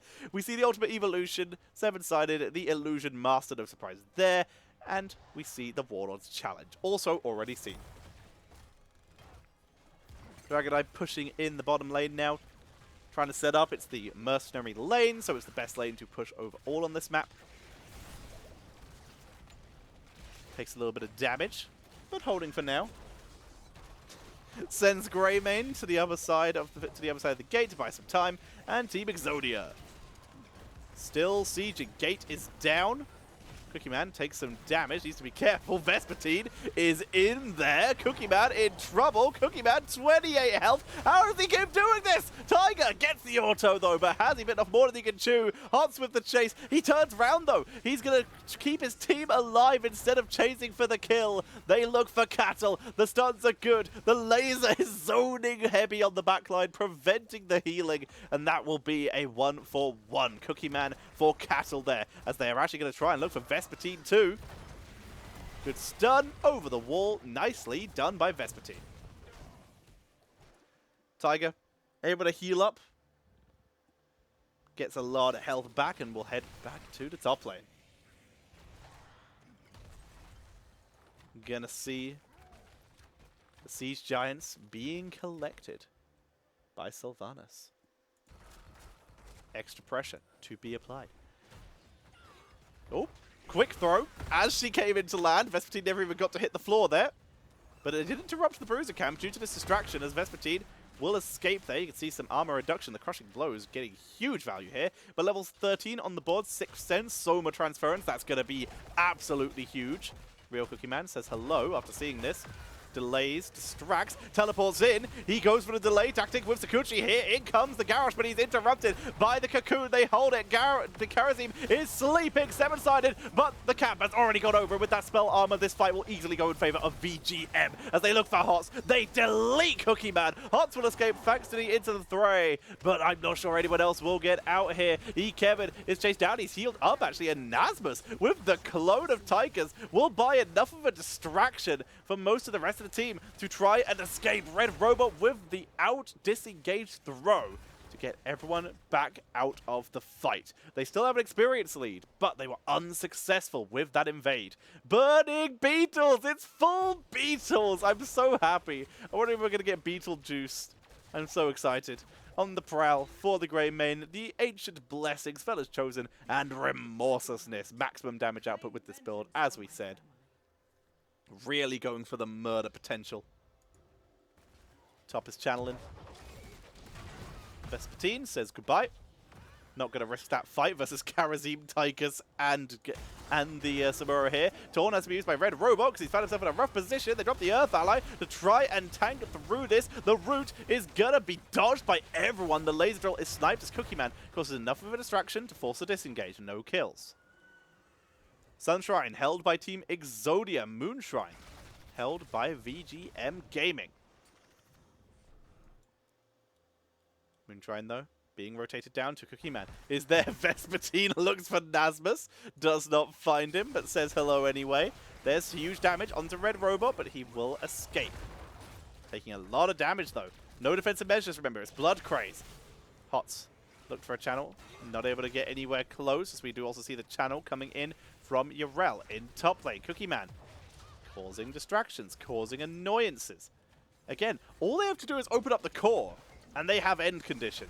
Problem is, they can't get to the core. They haven't even got a fort yet. As we see the focus, Wailing Arrow is good, but there's the taunt from Red Robots. They look for the turnaround, Ancient Blessings, but that is going to eat Cookie Man, who's focused down. He's woken up by the burning beetles, actually. Trying to turn around, but he's focused so hard. Cookie Man interrupted. Vespertine finds the kill. The cocoon is down on Tiger, so no one can awaken him. It is the clone, though. That's good. Kevin turning around onto Tiger, as Red Robot is getting absolutely bodied. They get Sylve. They get Mocha. Nasmus on that clone, causing quite the grief. Hard 7-sided. Is it enough? They get the 1-for-1. Tiger JK backs away. And that is a 3-for-1. A 3-for-2 in favor of VGM. 4, if you count the clone. Kevin! That is a tad aggressive, bud. A tad aggressive coming in here. Tiger JK gets the channel. The laser is too slow. It has that wind up. And as such, VGM get the second Dragon Knight. Get to push him mid. We have Sizzling attacks. We can see Kevin ports back to base, gets his health back up, so he's able to help with clearing this. We have the Envenom Spines to help to help with the slows and chase potential that Samura offers. Samura, by the way, going for press the attack. Really going for some aggression here. And that Dragon Knight is eating damage. The fort still alive. It is low, and they will likely get it. The Mule comes in. That is ambitious. But they're going to try. The Mule is going to burn to death while being on fire. They look for Cookie Man, but he teleports away with the Sakuchi again. As VGM keeping it together for the moment to keep themselves on this reverse sweep path. They did go for Beetlejuiced. All in on this Beetle build for Cattle to just make Red Robot's life a living hell. Try to hold it together.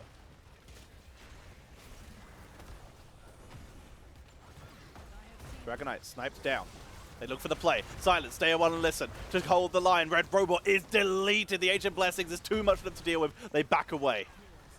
Cookie Man killed on the backside, was trying to cause a distraction, doesn't get anything. Nasmus clones onto Kevin to try and distract, to buy time. He tries to kite Cattle, but he's eating too much damage. Not doing anywhere near enough with Black Arrows preventing the keep. Here comes the Dragon Laser to try and buy them some time. Can he re-aim it while he's in there? Because if so, he should probably wake himself up. He apparently cannot, as Kevin is forced to back away. First keep of the game is taken. They're going to try and end this before the Samuro and Abatha combo comes online. They're just going for the end here with 21 seconds left for Samuro. 14 onto Garrosh. Mule is dropped early before the shield is even down. Tiger JK might just be able to delete that as Kevin is trying to hold the line. Shield is taken out. Hots is buying time, and the core will live. The Mule went to keep. It's BMing, as we will see them hold the line. They will defend. And Team Exodia remain in this game. Their hopes of shutting the series down here stay alive. But VGM, they have yet to lose a fort. They've taken a gate, an entire front wall, and 2 towers. They've got to start taking more. Echo of Heaven coming in for Karazim, 4 Hots there. We already mentioned the sizzling attacks. Level 20, 1 level away for the side of VGM. Just under 2 levels away for Team Exodia.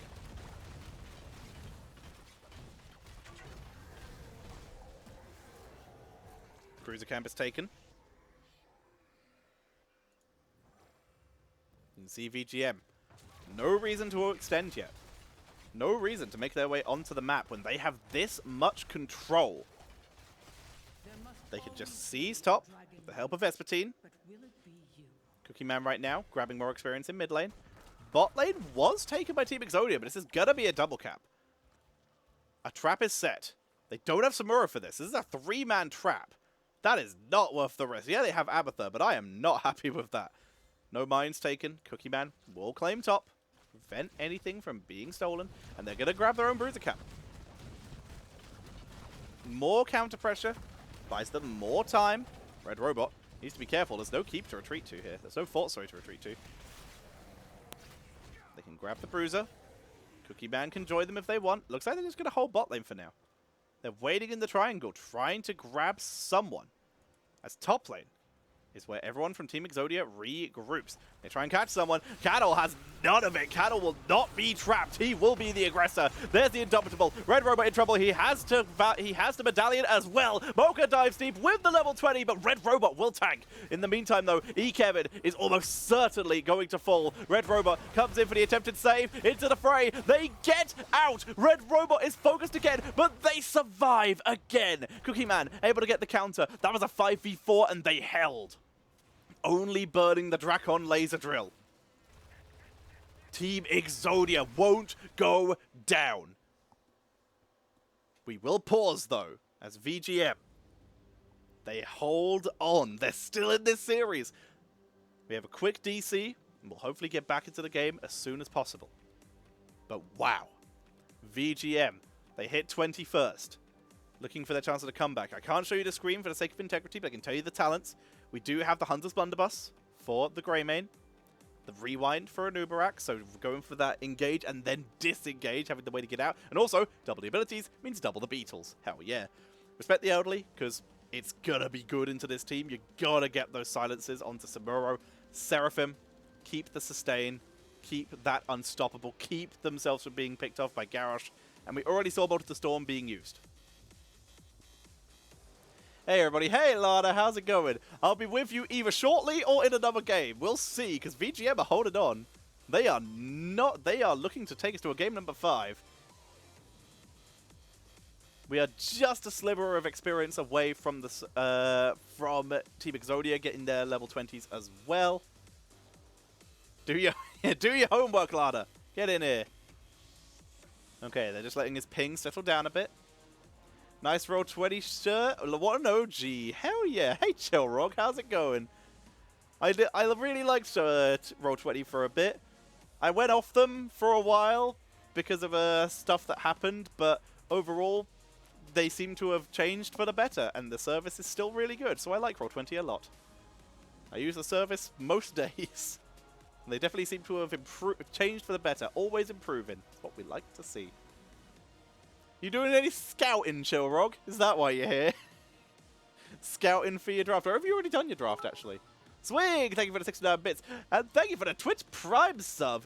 Oh, I'm not going to be able to pronounce this name well. D. Pietrzynski. I did my best. But thank you very much for the bits and the sub. Thank you very much, ladies and gentlemen. As a reminder, if you donate bits or subscribe while I am casting Storm Division, then you are able, words are hard. If you're able to donate bits or subscribe while I am casting Storm Division, then that income goes straight to me. And that goes the same for any other caster casting Storm Division. If you want to support the Crushinator, they'll be casting tomorrow. So if you tune in for their stream and sub and donate during those games, you will support them.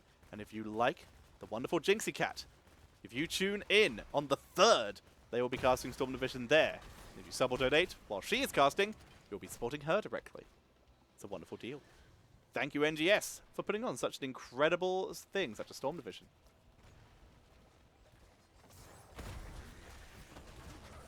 Pressure.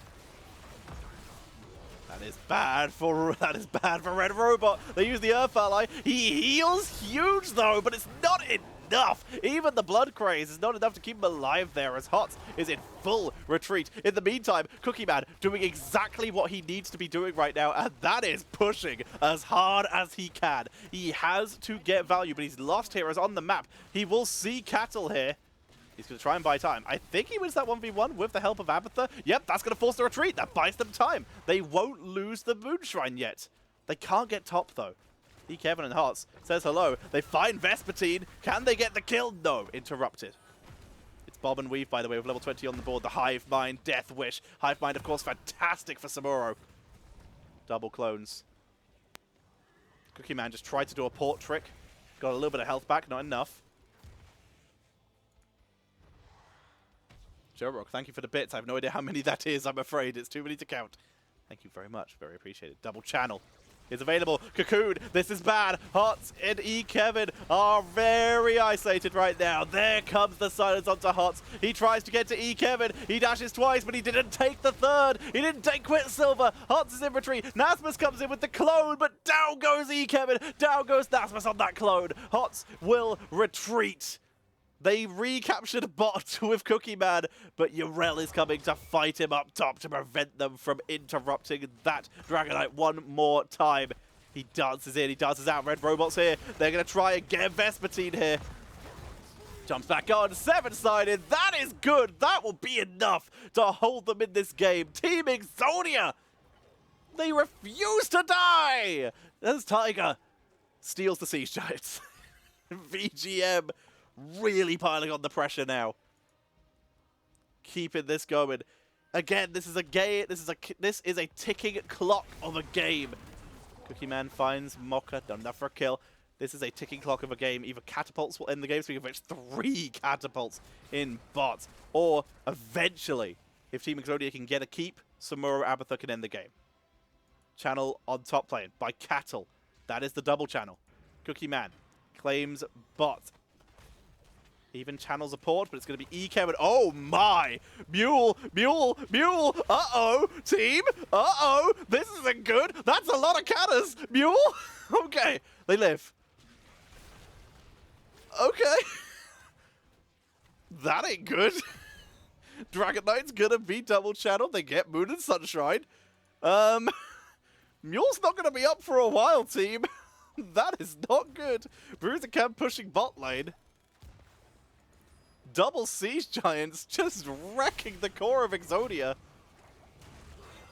Mule repairs a little, but it's done all it can. Double taunt from Red Robot. Here comes the laser. Then it's attacking a wall. I'm re-aiming Kevin. There's the sleep. Stay a while with respect the elderly. That's game. That is game. Kevin dashes away. He's trying to survive. Mocha tries to chase 7-sided from Hots, but he's trying to get out. Hots so low. Red Robot also alive. One more interrupt. They're delaying like crazy. Nasmus is dying to catapults. He gets away. Red Robot is sniped. The Dragonite is taken. And that is game. We're heading to a game number 5. The Canners and Tiger JK will take down the core. We are heading to a game number 5 in this series, ladies and gentlemen.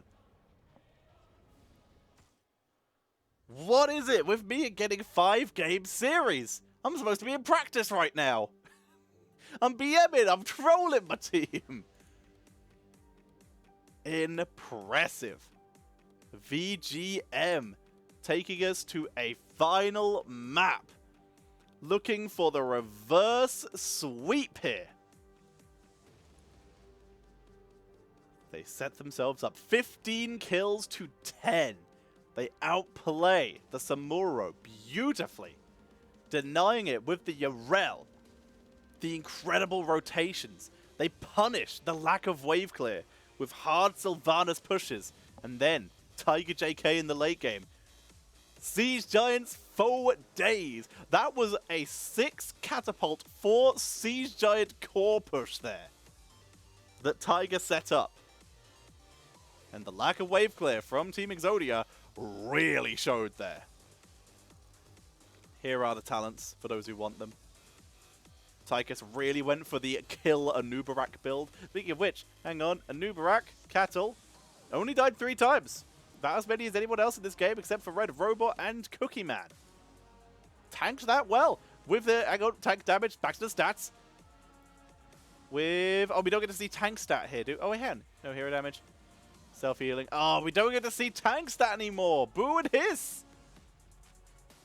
We don't get to see the tank stat. We don't get to see how well the Anubrak did. But the fact is, they did live, and they almost did as much damage as Tychus. So, I'm going to call that worth. I'm going to call that a value build. And ladies and gentlemen, we are going to be heading to a game number 5. Wow. So yes, let's actually talk about the talents now. Star, thank you for the 101 bits. Thank you so much. So appreciated. 1001 bits. Sorry, not 100. Also, no hype train for that? Twitch, you troll me. But thank you so much, Star, for the incredible bit donation. It is so appreciated, team. My voice is slightly breaking here. These games have been quite hype. Alrighty. Hey, Chillrog, are you in the chat? Can you give us some draft spoilers while you're here? Alrighty, so we're waiting for the lobby for the last map. Sylph, by the way, did go for the evasive fire later on. We did, of course, as we mentioned, see Beetlejuice. Executioner, fantastic burst. This Karazim build was interesting. I did like it. Blazing Fist combined with the Iron Fist is big damage, and then just Echo of Heaven for the main sustain there. That was pretty mental. Pretty mental indeed.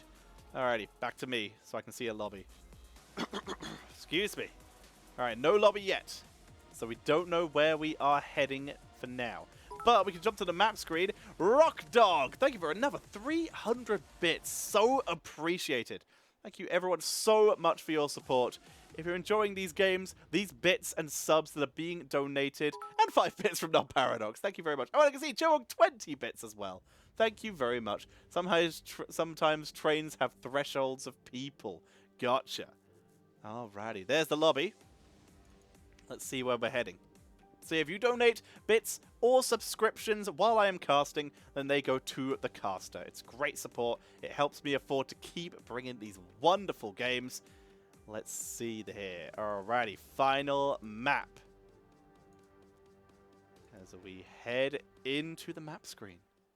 Let's do this. The final map will be Volskaya Foundry. Will it be enough? Cattle is apparently eating his birthday cake. I'm going to quickly check Twitter to see if this is actually his birthday. Cattle.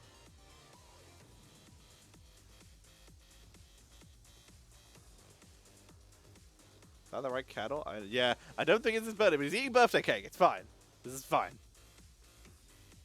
But this is what could be, ladies and gentlemen, well, it's gonna have to be, finally, the last map of the day. If you're enjoying the show, drop bits and subs for your caster. If you're enjoying the players, speaking of which, Non-Paradox, thank you for the sub with your Twitch Prime. Very sensible. You didn't spend any extra pennies that you weren't already. What a god. If you're enjoying my casting, subs and donations, if you enjoy other casters casting on Storm Division, Crushinator tomorrow, Jinxie on the 3rd, then sub and donate while they are doing it. To support the prize pool for Nexus Gaming Series Storm Division, hit exclamation mark Matcherino in chat, and you can donate to that prize pool. We have hit 1,374, and I predicted that we would hit 2,000 before the end of week 4. We are just at the start of week 3, and I know we could do it. Also, I'm going to mispronounce your name again. Dpietzinski? Thank you so much for gifting 5 gifted subs to the community for the Nexus Gaming Series. Hey, Bad Bro's got one. Nice. Thank you so much for those gifted subs. That directly supports the caster. And a reminder that we have 6 days left of September. Capital One is supporting Twitch and creators by making it so that if you continue a subscription that you get gifted, you can save anywhere between 20 and 30% on your subscription continuing it for several months, saving you money, and thanks to Capital One, the streamer gets no less than they normally would, with Capital One making up the difference. So make sure, if you got one of those gifted subs, if you have the spare income, maybe consider continuing it and saving yourself up to 30% on supporting your content creators here during September. And again, remember to support the prize pool with exclamation mark Matcherino and exclamation mark Patreon. Let me let the players know I'm ready. Exclamation mark Patreon to support the people behind the scenes, the admins, the web developers, everyone who's working behind the scenes to make not just Storm Division, but NGS as a whole run. They work hard, and they play hard. Like us, as we head into the draft for game number 5. It's the final game of this best of 5 series. Winner will have more points. This is a league system. Team Exodia, if they win, they will become the only team to get a 3-0 in terms of map score, in terms of series score. The only team to do so, the only team that will be able to stay even with them at this stage will be Team Alexander. Those two teams will play each other much later on in the division, in the league. If VGM win, they will move up to 2-1, which will tie them with Team Exodia. It's doable. They can bring themselves back into contention if they can take this final game. Chromie is removed. They let Samuro through. They dominated it. They don't have to worry. Let's do this. The Ana has been removed. It's scary. Ana plus Chromie plus Li Ming plus so many other things on this map is a problem. Get rid of it. We don't like it. Sylv is banned. Both teams have been very highly prioritizing Sylvanas for good reason. The damage output is mental. And both teams play her very well. Finally, she gets the respect she deserves. Medivh is left unbanned for the first time by VGM Gaming. Decker Kane going to be first picked by Itobi, by HOTS. Can they do this? Can VGM make the comeback? Or can Team Exodia hold on to their position at the top of the table?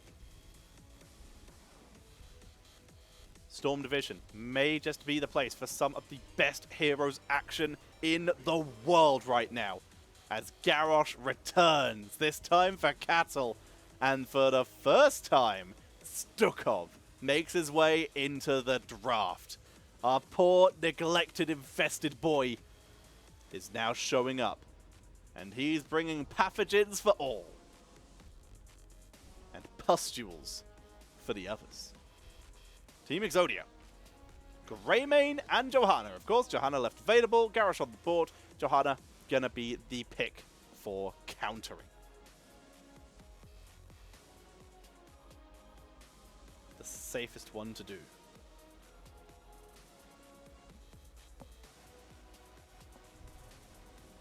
Final ban from VGM. With Greymane, Johanna on the board, we might be looking at heroes like Tass, like Jaina, like Li Ming. Another percentage hero, Tychus. They banned Medivh! It still doesn't make it. Rip Medivh. Excuse me. Medivh, not even once.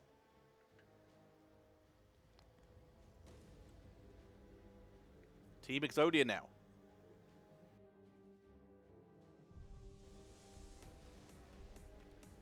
With their final ban. They banned the Li Ming. They know resets are scary. They know Garrosh into Stukov combo sets up very well for Li Ming. Jane is also good for this. So is Kael'thas.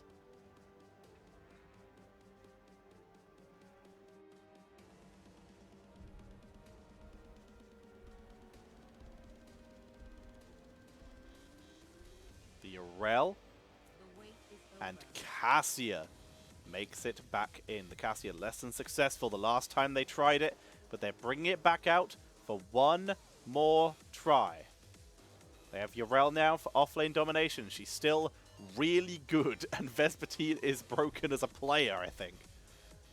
Team Exodia. Final picks. Assassin, offlane. Mephisto, and they bring back the Diva. D.Va currently 0-1 in this series. But Nasmus brings her back for one last ride in this series to keep them in it. The Mephisto also immensely dangerous.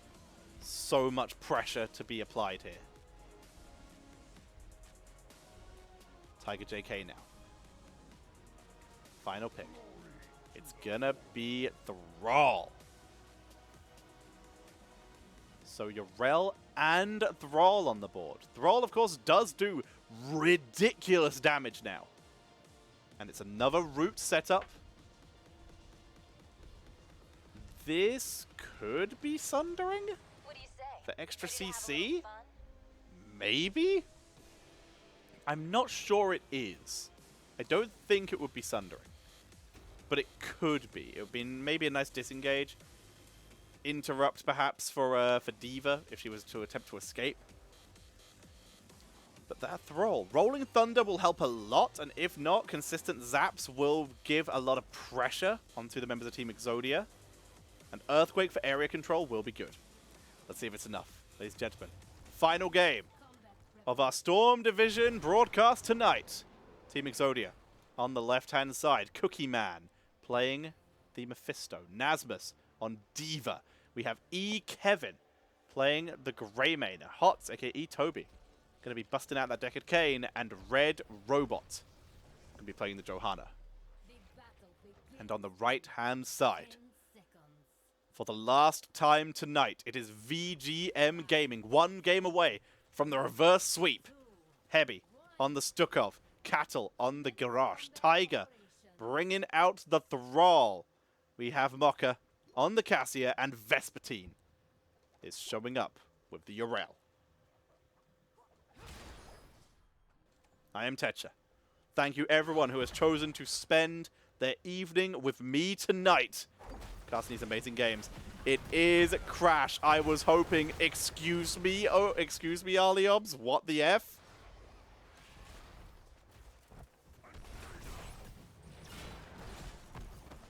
Well, that's a thing. Alright, so, unfortunately... Hang on, I'm going to try and fix this quickly.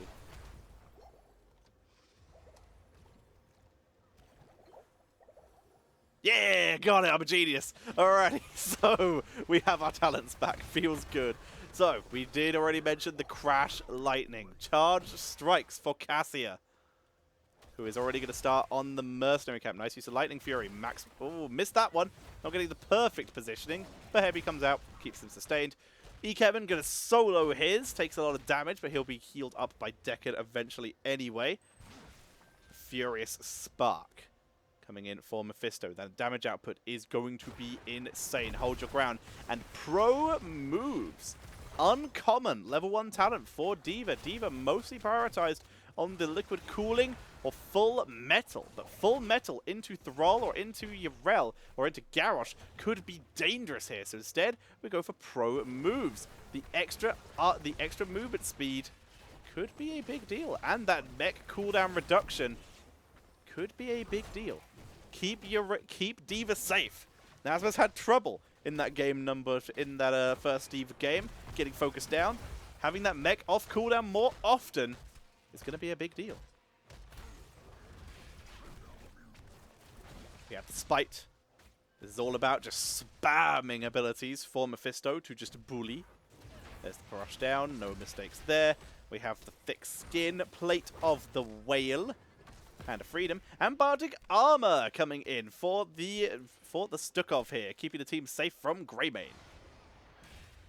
And Lowlord Stukov, interestingly enough, a talent that is underrated in my opinion, ever since my support on my team has shown me the way. If they are going for a blow-up team, which they are, because they have Garrosh Thrall and Garrosh Thrall Cassia Stukov, they are looking to isolate and blow up, and that extra little bit of damage is actually going to make the difference in some of these kills. If they can find those isolations, they will get a good chance. Tiger get some damage onto Johanna, but We don't see Red Robot dropping the support camp yet. Cookie Man pulling back, lives, turns, dodges the Garrosh. Garrosh not getting the War Breaker this time. Meantime, Nasmus grabbed a lot of XP in that bottom lane. Level 7 just around the corner for both teams.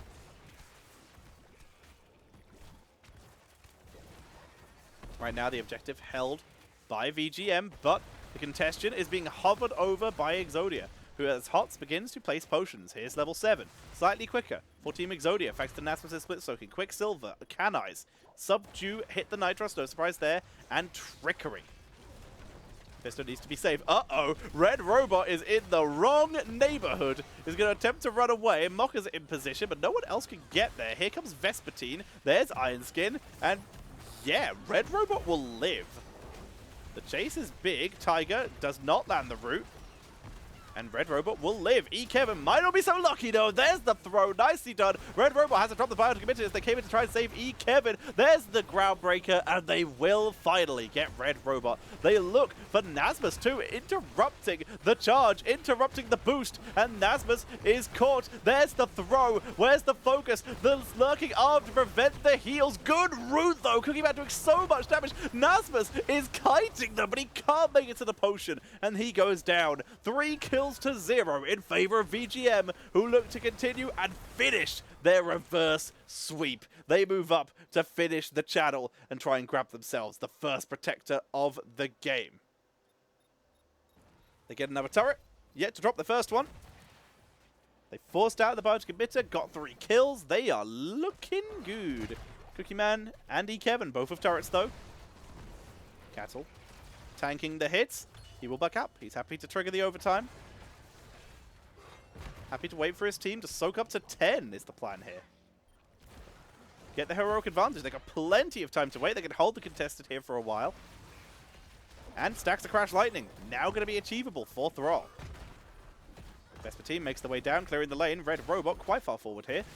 Level 10 just around the corner, but Nasmus coming in from behind. They're going to try and buy some time and try and pick up some kills early. Vespertine on the backline. They find Mephisto. There is the defense matrix though to buy time, but they get it with the low blow for the kill. Called it as the kill comes in onto Johanna as well. Nasmus pieces out for freedom. Valkyrie, Nasmus is back. No freedom, and is going to be popped out the mech. There's the toss. Straight up, straight down. Ruby is good though. He just got full health by Urel, but it's still too much. Vespertine?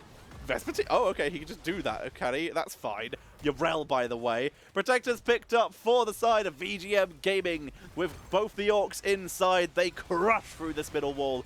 6 kills to 0. Level 10 is online. Torm, we've already seen the Valkyrie on a Defender, Earthquake, and a massive shove. As the Protector is going to try and get a fort quite early here. They smash their way through here. Going to help a lot. What is happening here? Vespertine is living. That's what's happening. Heavy makes the way up. I'm going to clear the lane. It is going to be a targeted excision here. Heavy going for bully plays. Massive shove says goodbye, Mephisto.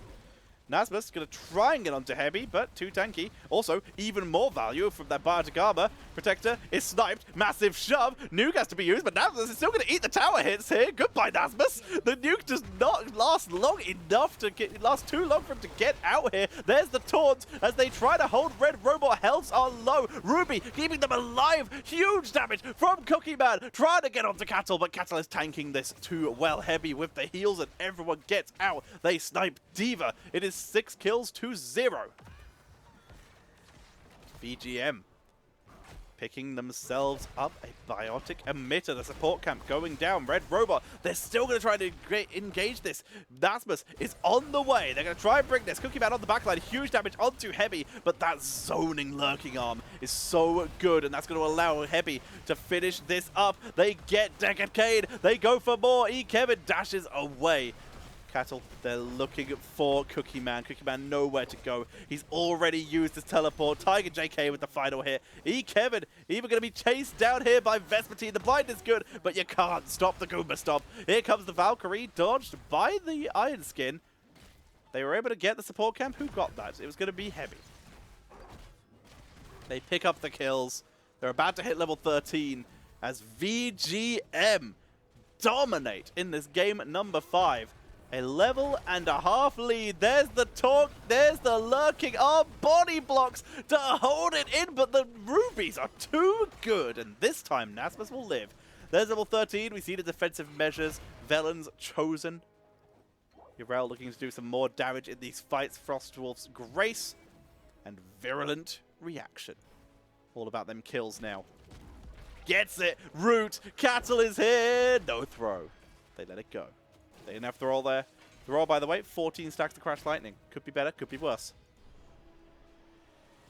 Also, Subdue is done. Completely missed that. Good job. Nicely done. Taya continues to zap. VGM. Very far ahead right now. Looking good. A full level. They hit level 14. Level 13 talents just around the corner for Team Exodia. Exodia play a little bit further back. Cookie Man, risky spot, but they get level 13 and they clear the lanes. They have only lost a fort. This could be worse. This is still 100% comebackable by Team Exodia. Nasmus making the most of the fact that he has been split soaking all game to keep his team in this game, XP wise. Cookie Man tries to bully. Tries to buy time. There's level 13 on the board. Shard of Hate. Vespertine interrupting Red Robot from a flank. Ancient Blessings. Raw, of course. We've gone for the Subdue. Might as well combo. And good to go. Nashman's trying to slow Vespertine's wave clear. That's troll.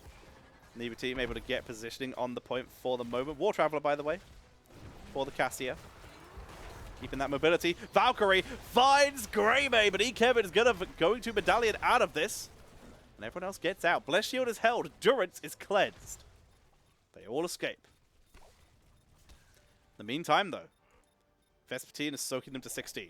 If they can keep delaying like this, they might be able to turn this.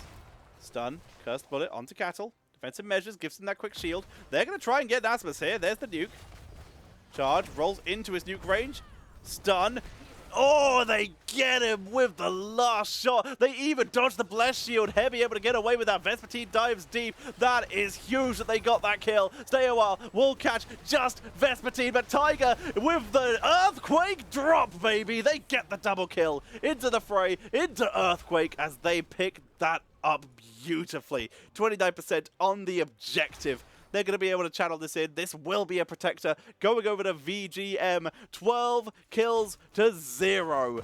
As Vespertine continues to bully. Eat the Cursed Bullet, but Kevin doing everything they can just to clear the lane, but it's going to take a lot of damage if they're not careful. Turret is dropped. Kevin is out of there. 4 goes down before the protector is even captured. Bardic Emitter will be claimed by VGM. And VGM dominate with level 16s on the board. Earthshaker getting that little bit of extra stun. Martial Law, Templar's Verdict, Thunderstorm, and Super Strain. A little bit of extra healing against those stuns. Well, up against D.Va, because she offers lots of mini stuns. Very smart. Channel is acquired. And they even delay to make sure that they are all grouped up together. Make sure that everyone is there, so they can get maximum value out of this. Garrosh in the driver's seat. Looks like it's going to be Heavy in the gunner, but not yet. Because they have a lurking up to drop. They get the root. Virulent, see ya, Cookie. Welcome back, Cookie. That is a great Durance, but it's not enough. Valkyrie finds nothing. Camp was stolen. They had to use the Bardic Emitter for that. Someone needs to actually get in this protector now. Oh, sorry. They only had to use one of their Bardic Emitters for that. What a shame. They push in. Alex Rowe, thank you for the sub with your Twitch Prime. Nasmus trying to cause a delay. There's the Rocket Fist. They're looking for the keep. It's pretty early game. This protector does not do a huge amount of damage yet. But they're still trying to hold. 20 stacks on Crash Lightning. Level 16 finally on the board. Even talents finally. We're going to be seeing the emergency shielding coming in from D.Va. Kind of needs it this game. There's the virulent reaction, though. Protector dives in. Looks for the kill. We can see Cattle jumps out to see if they can follow up on it. Nasmus rolls away. Red Robot buying time. Cookie Man, big damage. There's the sleep onto Vespertine, but Vespertine's on Red Robot, gets the kill. If they can get more kills, they can try and turn this into an endgame scenario. They look for Hearts, they can't catch him. Rocket Fist comes out, Nasmus pings from the side, trying to land shots, trying to get that cooldown on the mech. Root onto Molko, tries to bait in with the Valkyrie, cannot find it. They've dropped every item except for that bardic emitter there, but finally a retreat is feigned as they look for it. This time they get it. Excuse me, mech, okay, goodbye. As we see Kevin being chased down. There's the throw. They get Cookie Man. He goes down. No Durance here. If they get Hots, that is it. Kevin, he escapes, but for what cost? Johanna will be back. They get it with the Crash Lightning at the end. They get the kill, and now just Red Robot left for the defense. 21 seconds for D.Va. But it's Thrall. It's going to be Cassia. They race down the core, and in the reverse sweep, VGM will take the series. They'll take Volskaya Foundry, and VGM move up into the top echelon of teams in Storm Division. The reverse sweep is insane. What a performance by VGM today. Team Exodia looking insane in those early games. And even in the late games, held solid leads. But 18-0 in the final game of the series tells a story. And it tells a story of a team that never gave up, that came back in the face of adversity, beat the hero that they were banning out every single game, and smashed Team Exodia in game number 3. What a performance coming in there. Whew, yeah, there goes my throat a little bit there. It wasn't great to begin with today. Huge, huge congratulations to VGM. Final talents at the end. Hots couldn't find the healing. The kills were too good. Most of the kills, by the way, onto D.Va. 4 kills there. They did get Cookie Man a couple times, but the amount of times they were able to delete that mech. Beautifully done. The Garrosh combined with the low blow plus virulent reaction meant that kills for days were achieved there. Beautifully executed combo coming in from those two. Cassia finally getting the value this time, using the War Traveler instead of the Gloves of Alacrity to increase mobility, meant they were always able to out-kite Greyman and dodge Mephisto a little bit more effectively. Excuse me. Overall, a performance to be proud of from both these teams, but because of this, VGM have now put themselves in a position where they are 2 wins and 1 loss, which is now the exact same as Team Exodia, which opens the door for Team Alexander to try and claim first place. That is Ceton versus Team Alexander will be the next match. And if Team Alexander can 2-0 Ceton, then they will claim victory. Or not victory, they will claim first place. If Ceton could beat Team Alexander, though, then they will keep them in the 2 victories, 1 loss club, which could be fun. For VGM, showing why they were the first seed coming in to the Storm Division. For now, though, I'm dead, and I need to go to team practice. I just want everyone to know that I very much enjoyed being your caster for today, and one last sellout. If you hit !match arena in chat, you could donate to the prize pool, encourage these players and reward them for putting on such insane performances. We are up to $1,394. We are only $606 away from hitting that 2,000 goal that I set for us to hit by week 4, halfway through the division. And I know we can do that. We're in the beginning of week 3 now. I know we can hit that 2,000 before week 4. So make sure that you donate to that prize pool using !Matcherino. If you enjoyed me wrecking my voice and being late for practice today, then you can donate subs or bits to me by subbing or bitting like Alex Cross just did right there. And when you do that, those go directly to whichever caster is commentating Storm Division at the time. If you like me, now's the time. If you like Crushinator, do it tomorrow. If you like Jinxie, it's the 3rd. That's when your time is, and the schedules will be released consistently by Nexus Gaming Series as they come out. And finally, the people behind the scenes, the web developers, the incredible mods and admins that keep everything running, not just in Storm, but across like 15 other divisions. It's insane. You can reward them by going to Patreon. !Patreon in chat and supporting the team behind all these amazing leagues. Ladies and gentlemen, I'm going to go to my team practice. Thank you very much for watching. Mods, if you're in chat, rate us to someone cool. If Jinxie's still on, I recommend Jinxie. I love Jinxie. No surprise there, I'm biased. But thank you all very much for watching. Congratulations to VGM Gaming, and see you all next time. Good night.